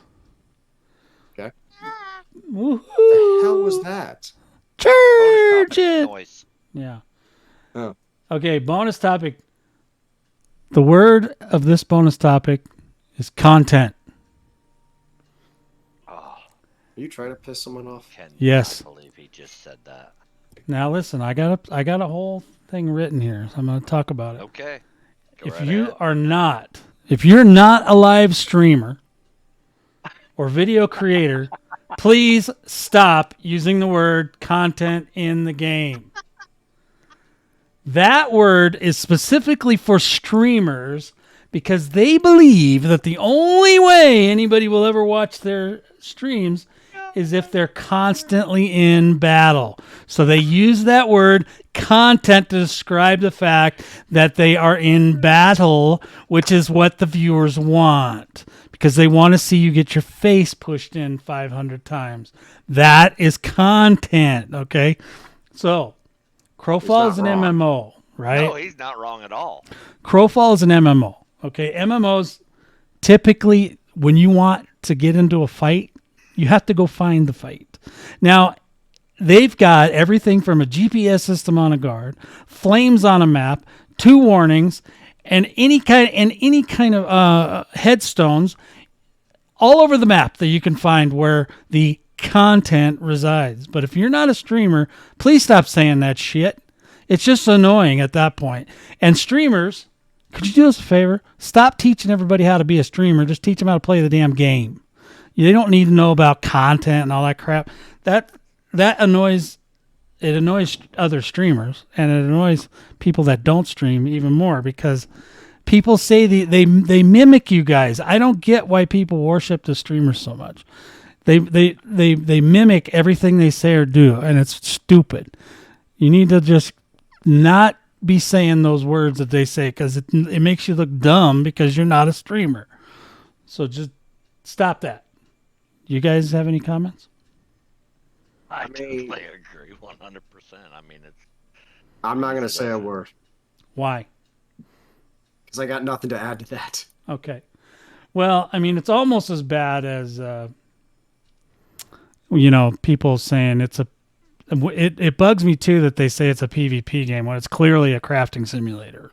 With PvP. PvP enabled, because a PvP game doesn't have all that crafting in it. You may have to craft a few things here and there, but for the most part, you just grab a weapon and go smash people in the face. That's PvP. You don't spend hours upon hours and gazillions upon gazillions of dollars being able to build an item. You just get the item, you go find it, you go buy it, you kill somebody for it, and then you go beat people over the head with it. That to me is PvP. It drives me nuts. But the content one, it's just getting way out of hand. When my own guys start saying content and they don't stream, that's when I drew the line, and I decided I had to write this. Well, one of us streams. 2 of us, technically. Well, yeah, but you don't even use that word. Often. You do sometimes say it's a PvP game, which makes me chuckle. But other than that, it's just, me laughing at you because it's a crafting simulator. Everybody knows that. And we're going to get into that more pretty soon. We're getting closer and closer to that final topic. Let me also reach out to the player base on one other issue. Every person that plays Crowfall has the ability to advertise this game. Every single player has a buddy code, and you can use that buddy code to save your buddies, even if it's only one buddy, money on the game.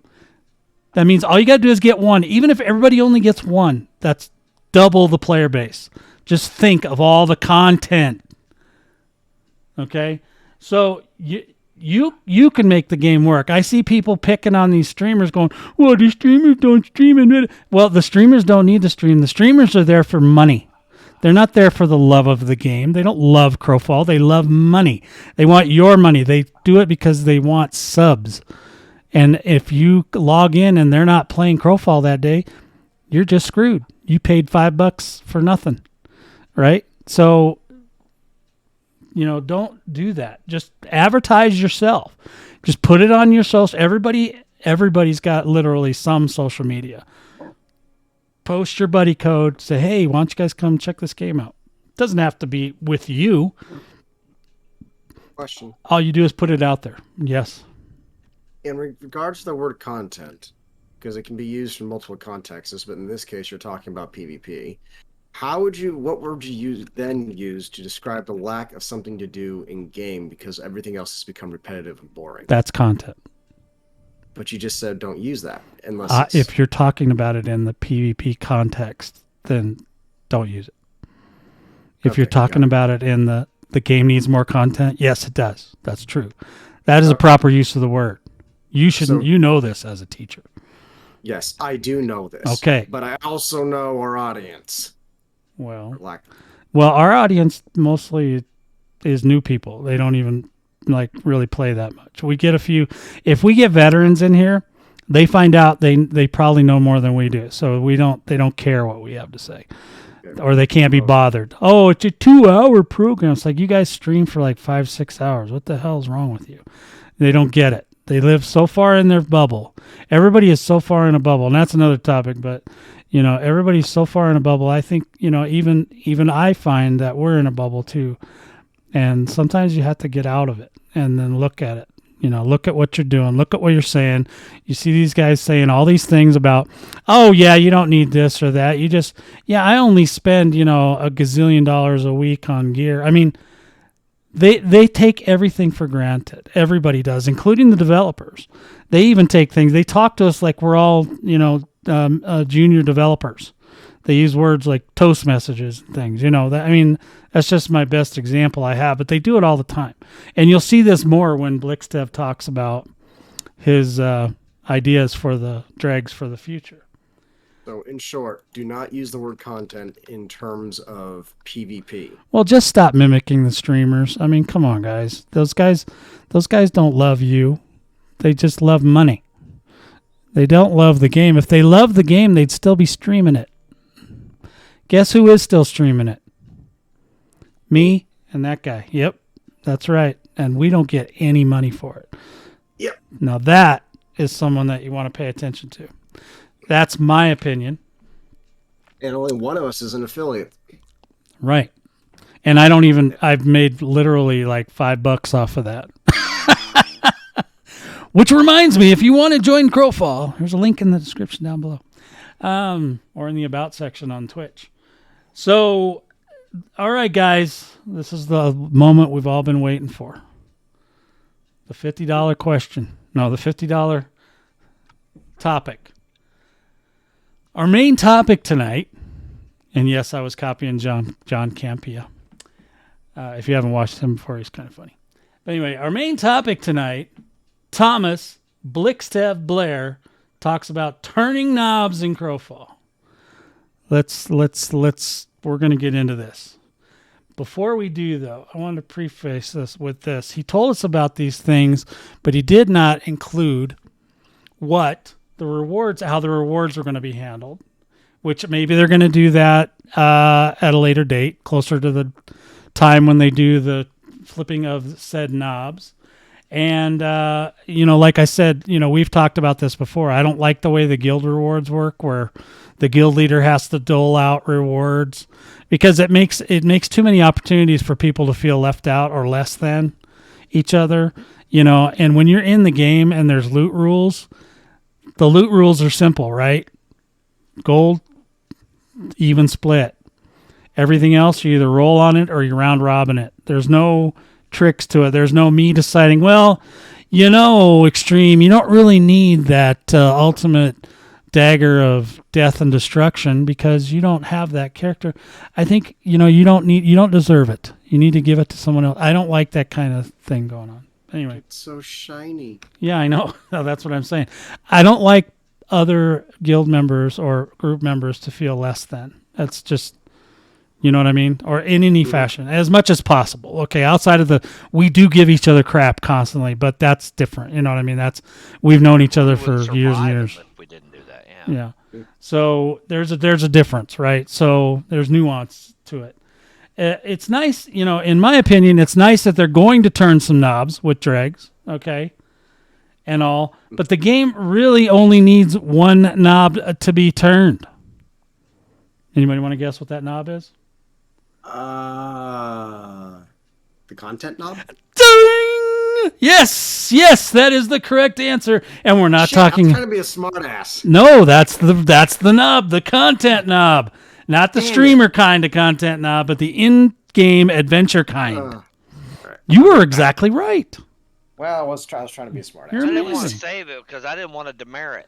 I was trying to keep from getting a demerit. So I figured that might be the word he was looking for, but I was on the better side of the stage. You are a model citizen, Highlander. I love you. Yeah, I didn't All right. Nah, man, I was going for the problem child here. I'll be right back. Give me like 3 minutes. All right, I'm just going to continue reading here what I got. Go for it.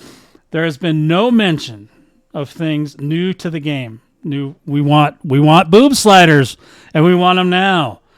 Yes, we'd love to have boob sliders. We want cool outfits, and we want them now. 12-year-old kid wants a boob slider and outfits, absolutely. We want dungeons and new monsters to kill and better grinding areas, and we want them now. This is the way, Monty. Make it happen. Any arguments on any of that? None. Okay. Absolutely none. What does this mean for the Shadow? Now, if they're going pretty far with dregs right now, right? So this is an upheaval, right? So this is going to do a couple different things possibly. We'll get into more of that as we get into the text from Blix. Things I see like what will Shadow will likely become more busy, or dregs will just become extremely dead. I don't know. Or dregs will bring back everyone, including Rufio. A lot of this stuff that Blixtev talks about in this segment is the ability to have shorter campaigns in smaller areas. These are all things that Rufio has expressed time and time and time again. Okay? I'm back. So in my mind, this is for Rufio. Okay, now whether it brings him back or not, I don't know. He just cut a deal with another company that's doing some bicycle game. I don't know that he's going to come back, but I know that he closed down his CF Pantheon site, and I know that he's not streaming Crowfall right now, although when he's streaming other games, people are still talking to him about Crowfall, but mostly they're just saying we need more good things and less bad things, which we've said the same thing, but our good things are not necessarily exactly the same as Rufio's, right? They also put in a keep in the Shadow. You guys have seen it, right? The Rufio keep. Yeah. There's actually a keep named after him. Now, they don't do shit like that unless they really like you, right? They need to stop pandering, though. He's not even playing the game anymore. Well, I think they're trying to get him back, and I think this is how they're trying to do it, okay? This is my theory. It's a fear theory, y'all. All right?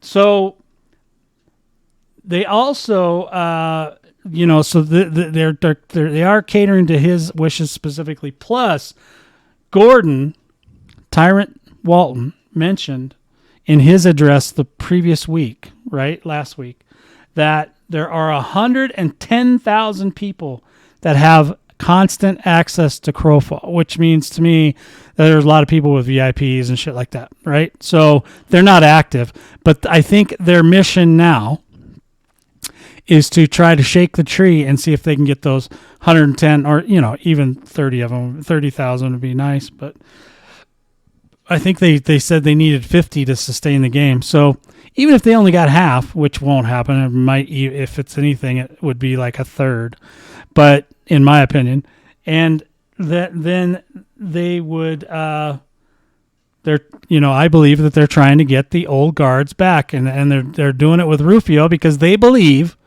that he's a big influencer. Okay? He is a big influencer, but not because for the love of the game. It's because he's a streamer. And streamers, I don't believe, have as much passion for stuff as average gamers. So No, because they're out to make. because they're making a living. Now, I don't think Rufio does have a job though, so he may be a little bit more passionate. But you know what I'm saying? If you really love something, I think that you gotta the devs need to take action before everything all falls apart. You know what I mean? They don't even, maybe they did, but they should have been talking to Rufio already, saying, hey, look, we got some things in the works. We'll get back to you. You definitely hear what you guys are saying, blah, blah, blah. Maybe they did, but he did leave. He did take down his Twitter site. And so that's pretty far, in my opinion. I mean, it's one thing to quit the game, but to take away the fan page for it, that to me smacks pissed off. But because that's the only reason I'd get rid of the fan pages if I was mad. Otherwise, I just let it sit. I still got pages all over the place that I don't do. And eventually, I take them down years later. But, I mean, you just leave them there and let them do their thing. Yeah, that or the domain. He lost the lease on the domain name and just didn't bother renewing it. Yeah, this is not a domain name. It's a Twitter handle. So it's, okay. Yeah. I thought it was like an actual web page. Well, it's a web page that the developers watch. So the developers do watch Twitter, although they're not as active there as they probably should be. They do watch it because I get our video last week. Actually, Crowfall retweeted it. So that happens every once in a while. Most of the time, it's when we're not beating them to a pulp. But yeah, so I think we were pretty nice to them last week. So they devs, if we come off as beating you a pulp, just don't, because we love you. Yeah, well, they know that, but they still don't want it. They still don't want to advertise a hate site.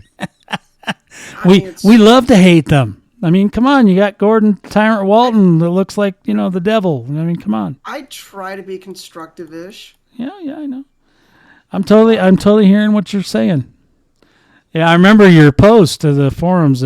This just sucks. There, I said it. That was really constructive. That was the most constructive thing I ever heard out of your mouth. It was a Valentine's event, and it deserved that, and you know it. Just saying. There's an exception to every rule. Saying. That one was well deserved. Just saying. All right, so what about new player acquisitions? They haven't really talked about new player acquisitions a lot lately. Maybe that's because they did their crazy NPE that was literally rejected by everyone, including me 10 times and you several times and whoever else may have endured the pain of going through the NPE. So my guess is they're not going to try and get new players until they have that ironed out and actually have something to give them.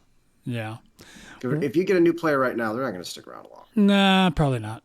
Okay, so here we go. Oh, he's the lead designer. Okay, I couldn't remember what title he was. Blixtev is definitely the lead designer. So here we go. I'm going to read.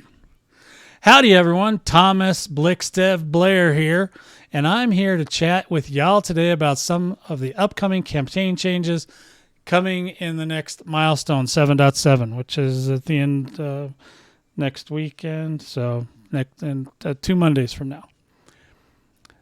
Now here he goes into the nutbag. Here, as far back as the Kickstarter, a core brand aspect of Crowfall has always been campaigns you could win. And campaigns would always be different. In fact, at one point, we referred to the idea of Crowfall campaigns as MMO experimentation machine. Please don't ever call it that again. We want MMO, and we're going to kick some ass machine. That's what we want. We don't want to experiment a whole bunch.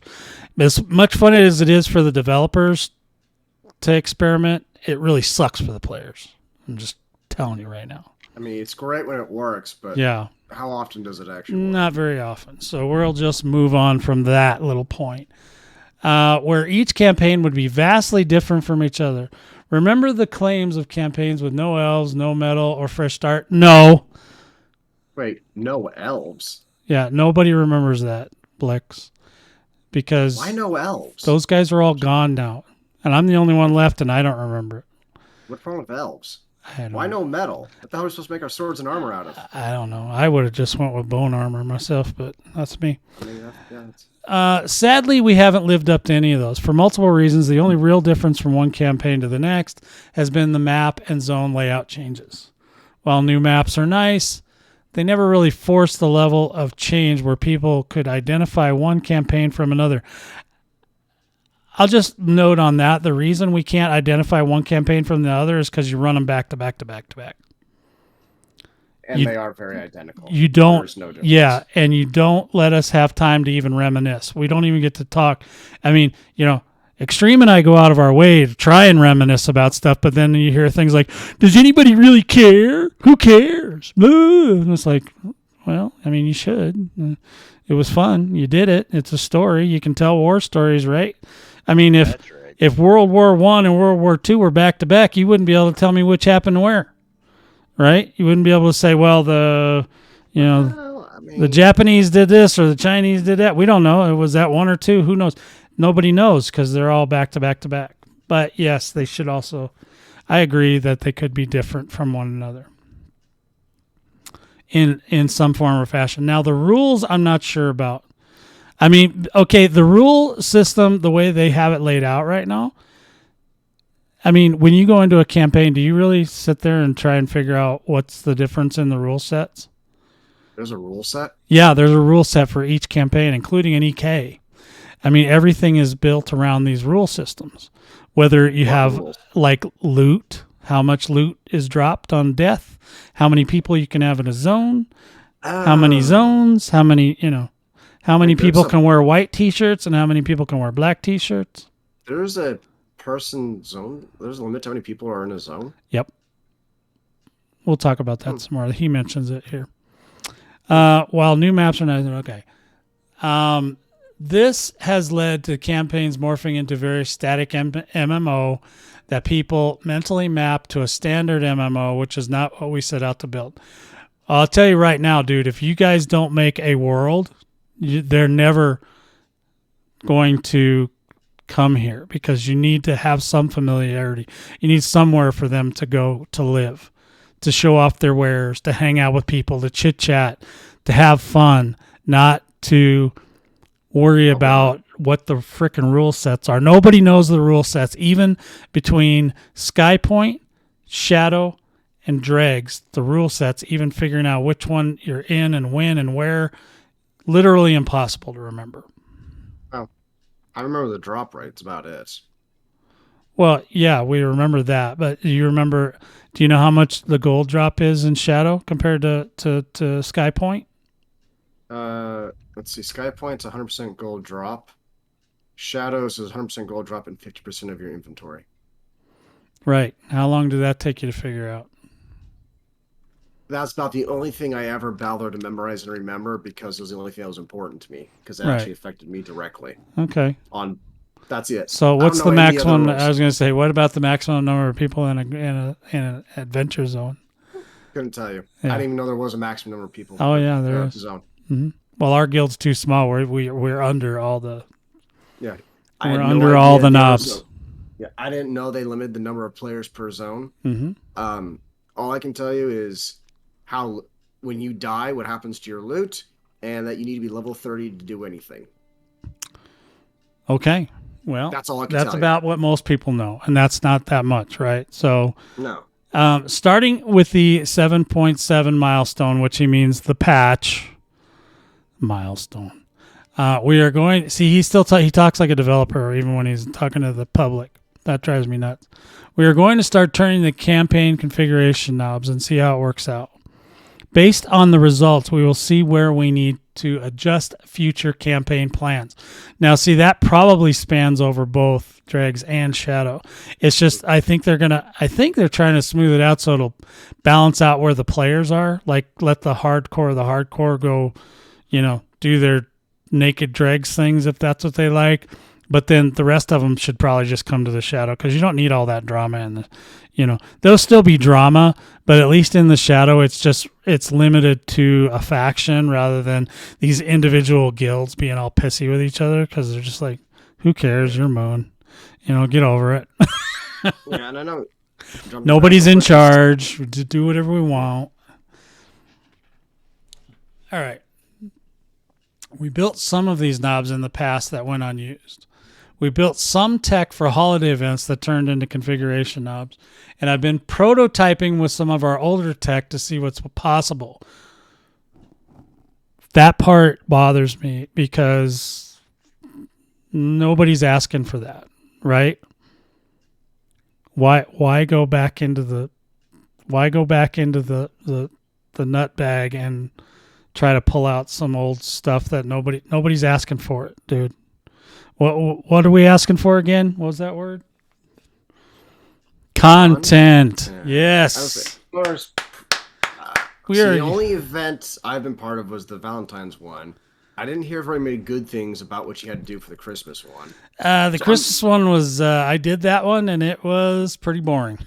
It's all crafting all day in the PvP game. So I guess and I don't know if they've had any other events besides those two. I'm assuming they did. So I'll be curious, what mechanics are they going to try and use then, if they're playing from previous events? I don't remember, but it's old tech, which I bet you none of it, very little of it will even make it because nobody's asking for that. People want one thing and that's it. They want content. And until they give us that, they're just shooting themselves in the foot. Well, bringing back these mechanics, which are hopefully fun, gives content. I'm not opposed to. Okay, how many mechanics in Crowfall are actually fun? Besides smashing people with a Vindy sword. That would be it for me. Yeah. Yeah, you got me there. Yeah, okay. Yeah, there's no fun there. Yeah, that's another thing. That's why I made the suggestion a few weeks ago that Blixtev go out and play Warframe, Elite Dangerous, and Black Desert to get a grip on fun because those things have fun things in them, and they're still very hard. But by no means perfect, and there's some things I'd love to change in those games. But there's a reason why I use Black Desert as an example for a lot of things because they got those things right and they work. And these are things that came out of old MMOs that came out of Ultima Online. Any game that reminds me of Ultima Online pretty much has my vote. Like if it reminds me in any way, shape, or form, or if it has new mechanics that are just totally wicked, then yeah, that's cool. And I'm not saying just turn this game into Black Desert. I'm just saying take out the pieces that worked that can come into this game without changing what makes this game unique.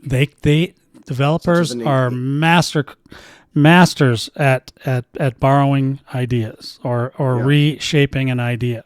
So none of these things are new per se, but they might be different in some fashion. They don't have to be as different as RNGing your entire character build, but they can be, but that is different. Okay, so, that's different, but it's freaking so annoying that it's not worth it. You know what I mean? There's no other way out. Like you don't have an out. You don't have a way to grind yourself to oblivion or something, anything, just to not have to do the RNG or something. They don't do fun stuff. They do it. Their mantra in my mind is if it's not annoying, we're not doing it right. Because that's basically how I feel about almost literally everything in the game. Everything's annoying.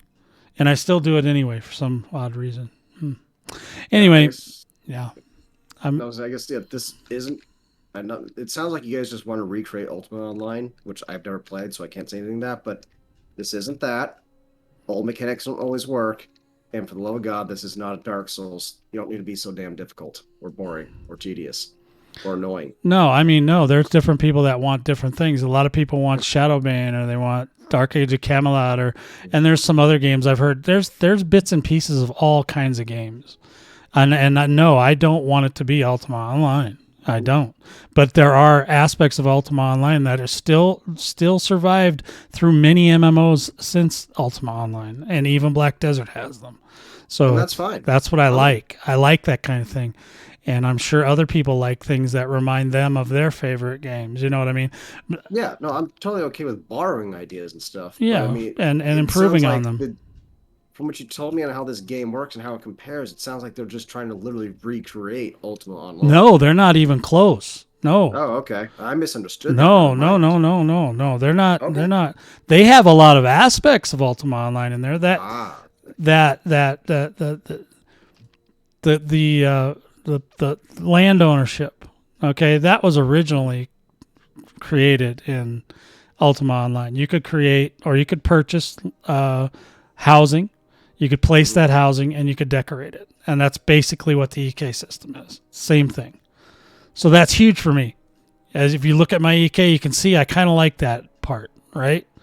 I would have never built an guessed. awful nice house in the other one. Boy, I had, man, oh man, did I have a Yeah. lot of stuff in Oh, that house. you remember I had 4 houses in Black Desert, right? So that's Yes. part of the game that I kind of dig, right?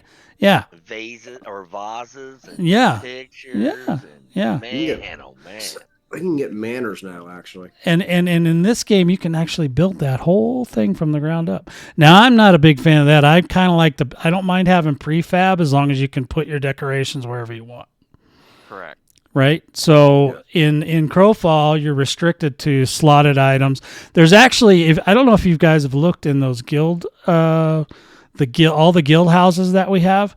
Each one of them has a whole bunch of places to put decorations that we should be able to win from doing things in the game, and none of that exists. There's serious amounts of decoration spots, especially if you look at the first one that I bought where Sarge lives, it's called Devil's Peak.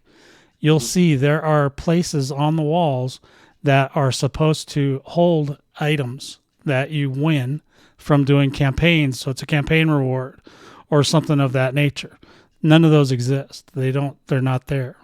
You're supposed to be able to decorate the bejesus out of everything.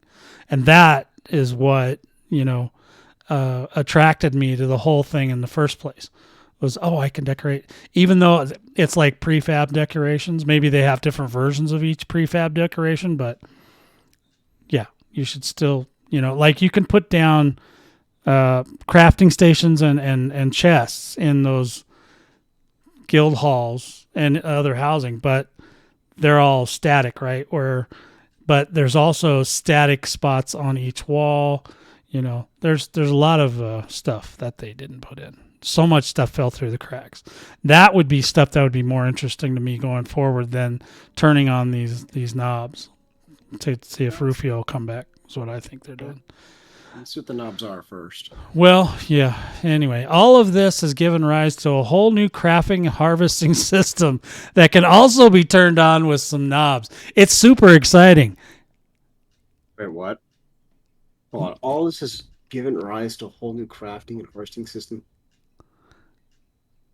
Really? Now, I noticed Highlander, are you okay? Did you need me to call 911? No, I'm fine. I'm managing. Okay, well, that statement right there, now we know this is why Crowfall is a crafting simulator.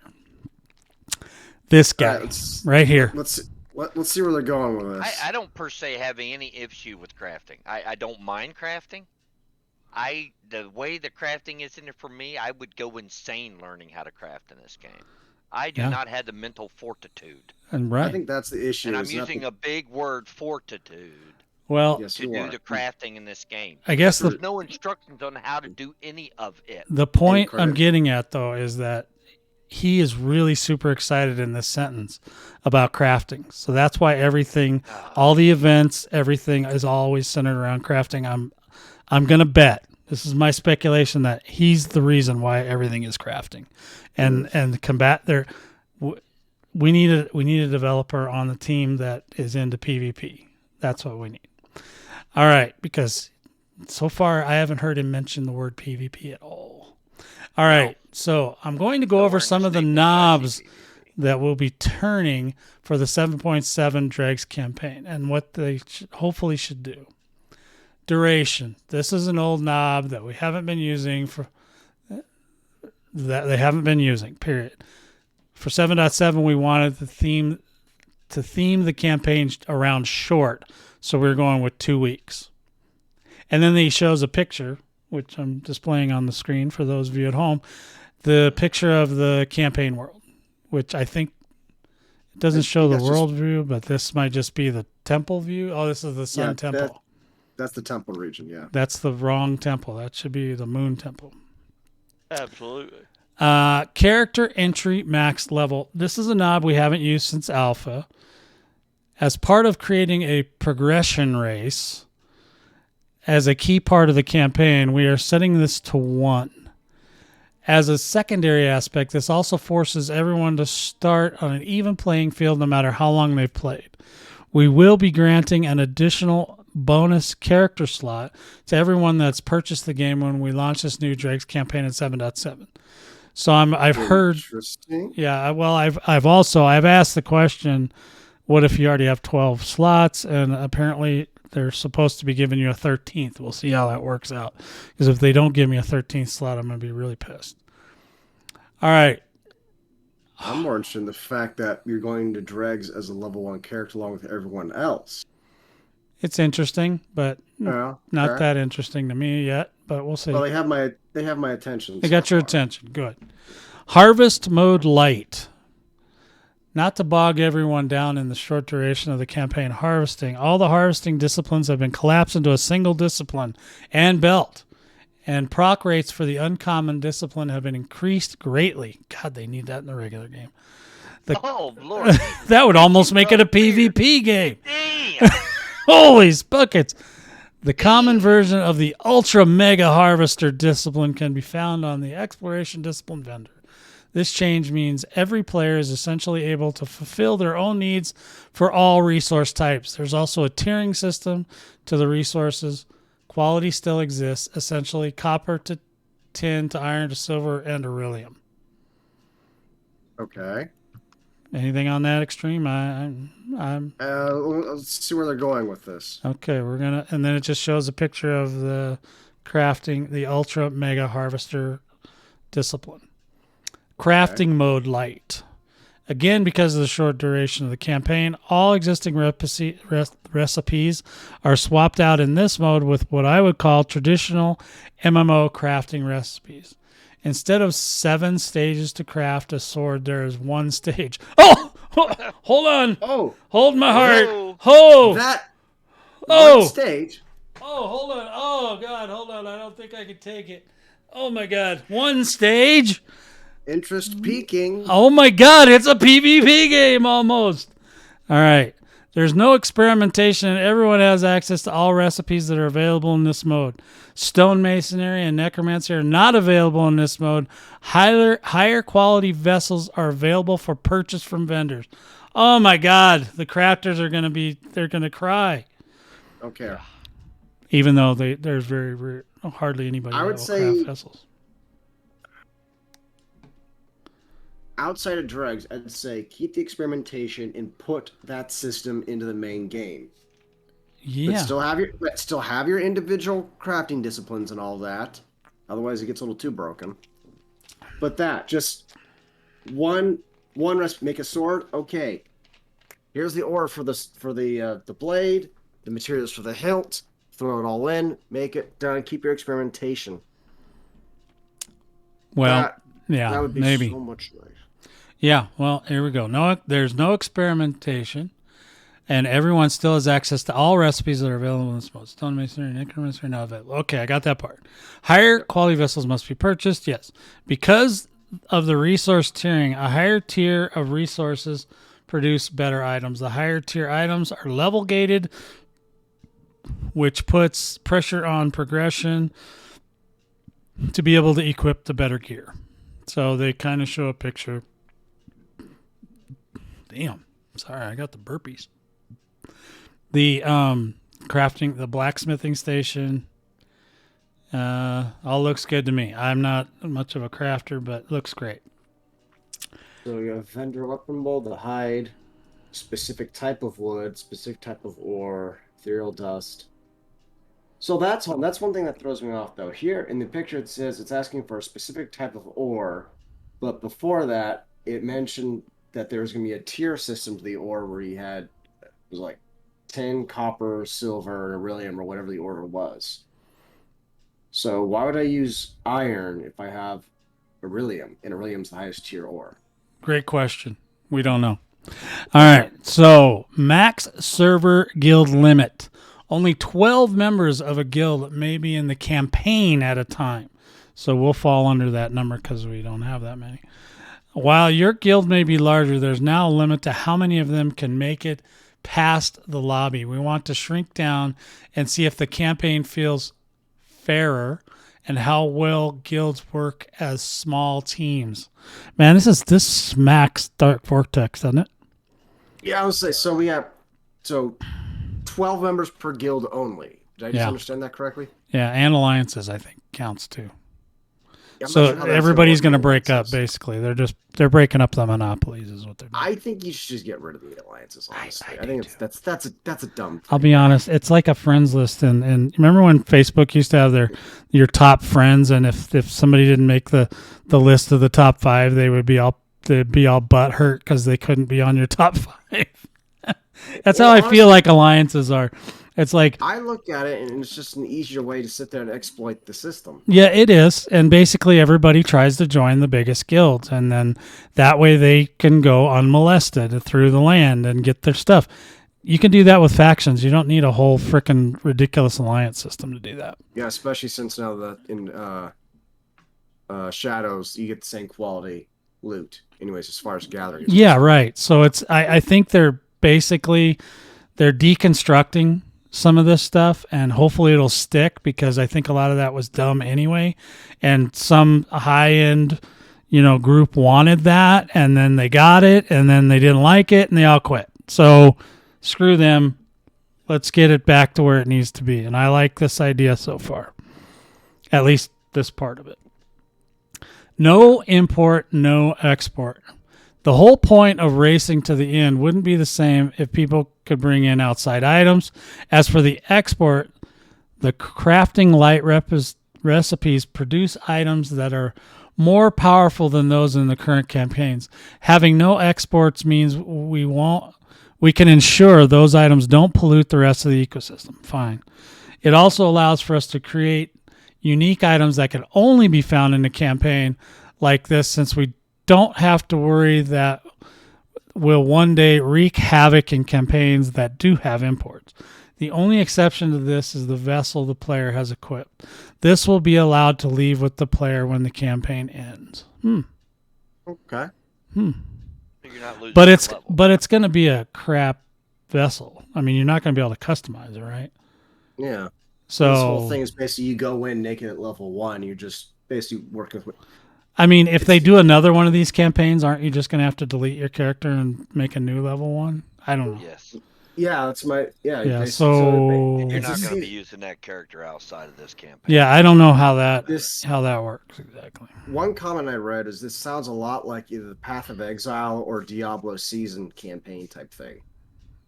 You go in with the level 1, level your character up, look for gear inside the campaign, and at the end of it, you can, well, in this case, get rid of your gear and character, and then start again on the next one. Right.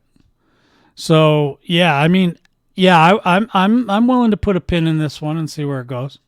It's got me interested in actually wanting to give Dregs a try. Yeah, that's we were talking about taking the training wheels off of Dregs.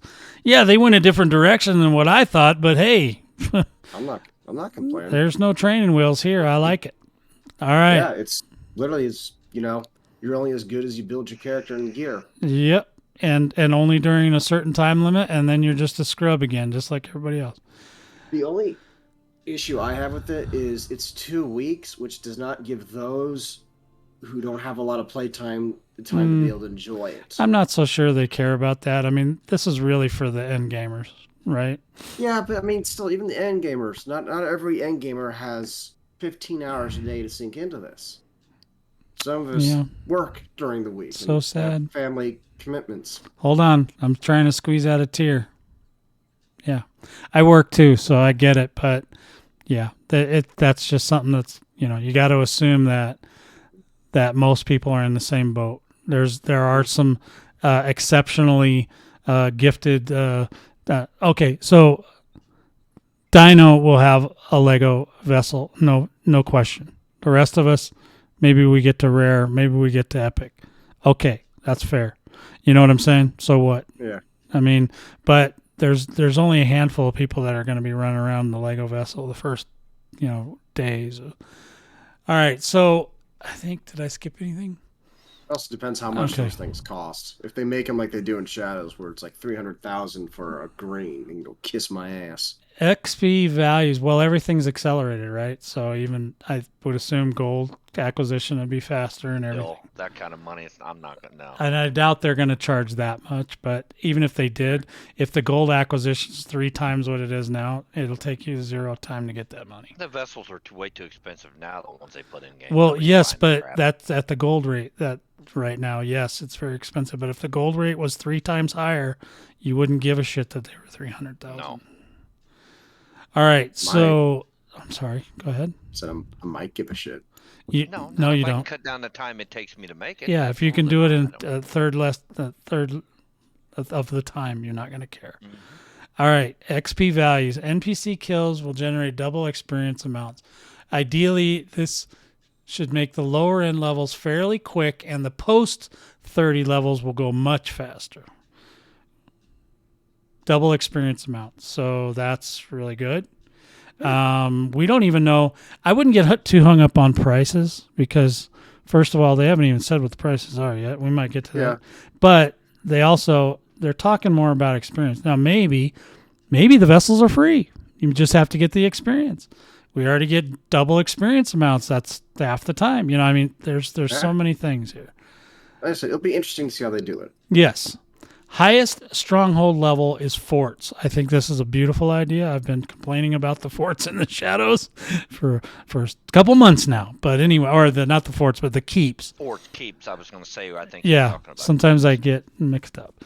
All right. It's okay. With the size... Dregs, not Shadows. With fear. The size... Yeah, but Dregs is the 2-week Dregs. They ain't going to have time. So... No. With the size reduction of max players allowed in guilds, the keeps are just too big. They're too big anyway. But okay, unless you have like a really huge guild.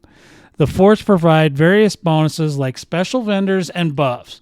When the walls are built and the fort is upgraded, not to mention they provide conquest points, don't forget forts D-level when the owners change, which creates more activity at the mines as guilds who lose their forts need to timber to upgrade them. Fine. That's already in the game. Our guild more than any probably understands this because we lose forts. Not this time, but last time we did a lot. Okay, so there's another picture of one of the zones, I guess. Close. So, as you can see, the dregs are going to be very different in 7.7 from what we've seen in the past. We're hoping that dregs will be something that is a ton of fun and put us on track. We're constantly delivering on the goal of campaigns that are different. Well, okay. I mean, I'm in as far as looking at it. You guys? Sorry, I was in a fight with Manasoma. I just had a PvP. I had content. No, you fuck. I mean, that's great. You almost made me say a really, really bad word. I almost gotcha. I was going to expand on that first word into a longer one, but yeah. But you almost got the full Monty. No pun intended, Monty. So I'm all in as far as giving it a look. I think that it's not going to cost us anything to look, right? I mean, we're going to go in with a level 1. We go in, beat some shit up. If we like it, we stay. If we don't like it, we go back to the Shadow. You know, and we'll talk more about what I plan to do in the next Shadow in a later time when we get a little bit closer to the date. But and I've already expressed my interests in what I want to do next time anyway. But I think that this is definitely something I want to dip my toes into. It sounds intriguing. And outside of the, the excitement for crafting, which I hate, but other than that, and that's just me. I know that Highlander and I are in the minority. I know that. I mean, there's other guys that think like I think Fa also doesn't like to craft. There's a lot of combatants in the game. They're just not as outspoken as we are against crafting though, because everybody accepts crafting as part of an MMO to an extent. But Crowfall's crafting is not normal, not even close. It's ridiculous. It's tedious. It's ludicrous. I don't mind crafting. To some extent, I even enjoy it a little bit. I like being able to make my own gear and customize it, but this is insane. Yeah, this is off the rails, dude. It's like this crafting is I'm sure some people think it's not good enough, but I'll tell you what, it's off the chain for any normal human being. You have to be a special kind of crazy to like the crafting in Crowfall, as far as I'm concerned. I mean, Yeah. Dino, we have one. His name's Dino, and he is crazy. It literally is crazy. Nobody in our guild would say any different. That boy is crazy. That's all he talks about. So there are people like that, but, I'm just not down. But I am interested in this. I can't wait to see, where we go from here. Yeah, I'd love for them to take a version of this crafting they got going. They're going to put in this new dregs and implement it into the main game. Yeah. So. I'd love to see, No, and I think that's what they're looking at. You know what I mean? If it goes over well and it gets well received, it does a lot of things. It gives the streamers their required amount of visuals for their viewers, right? Yeah. And then it also provides people with a challenge. That's great.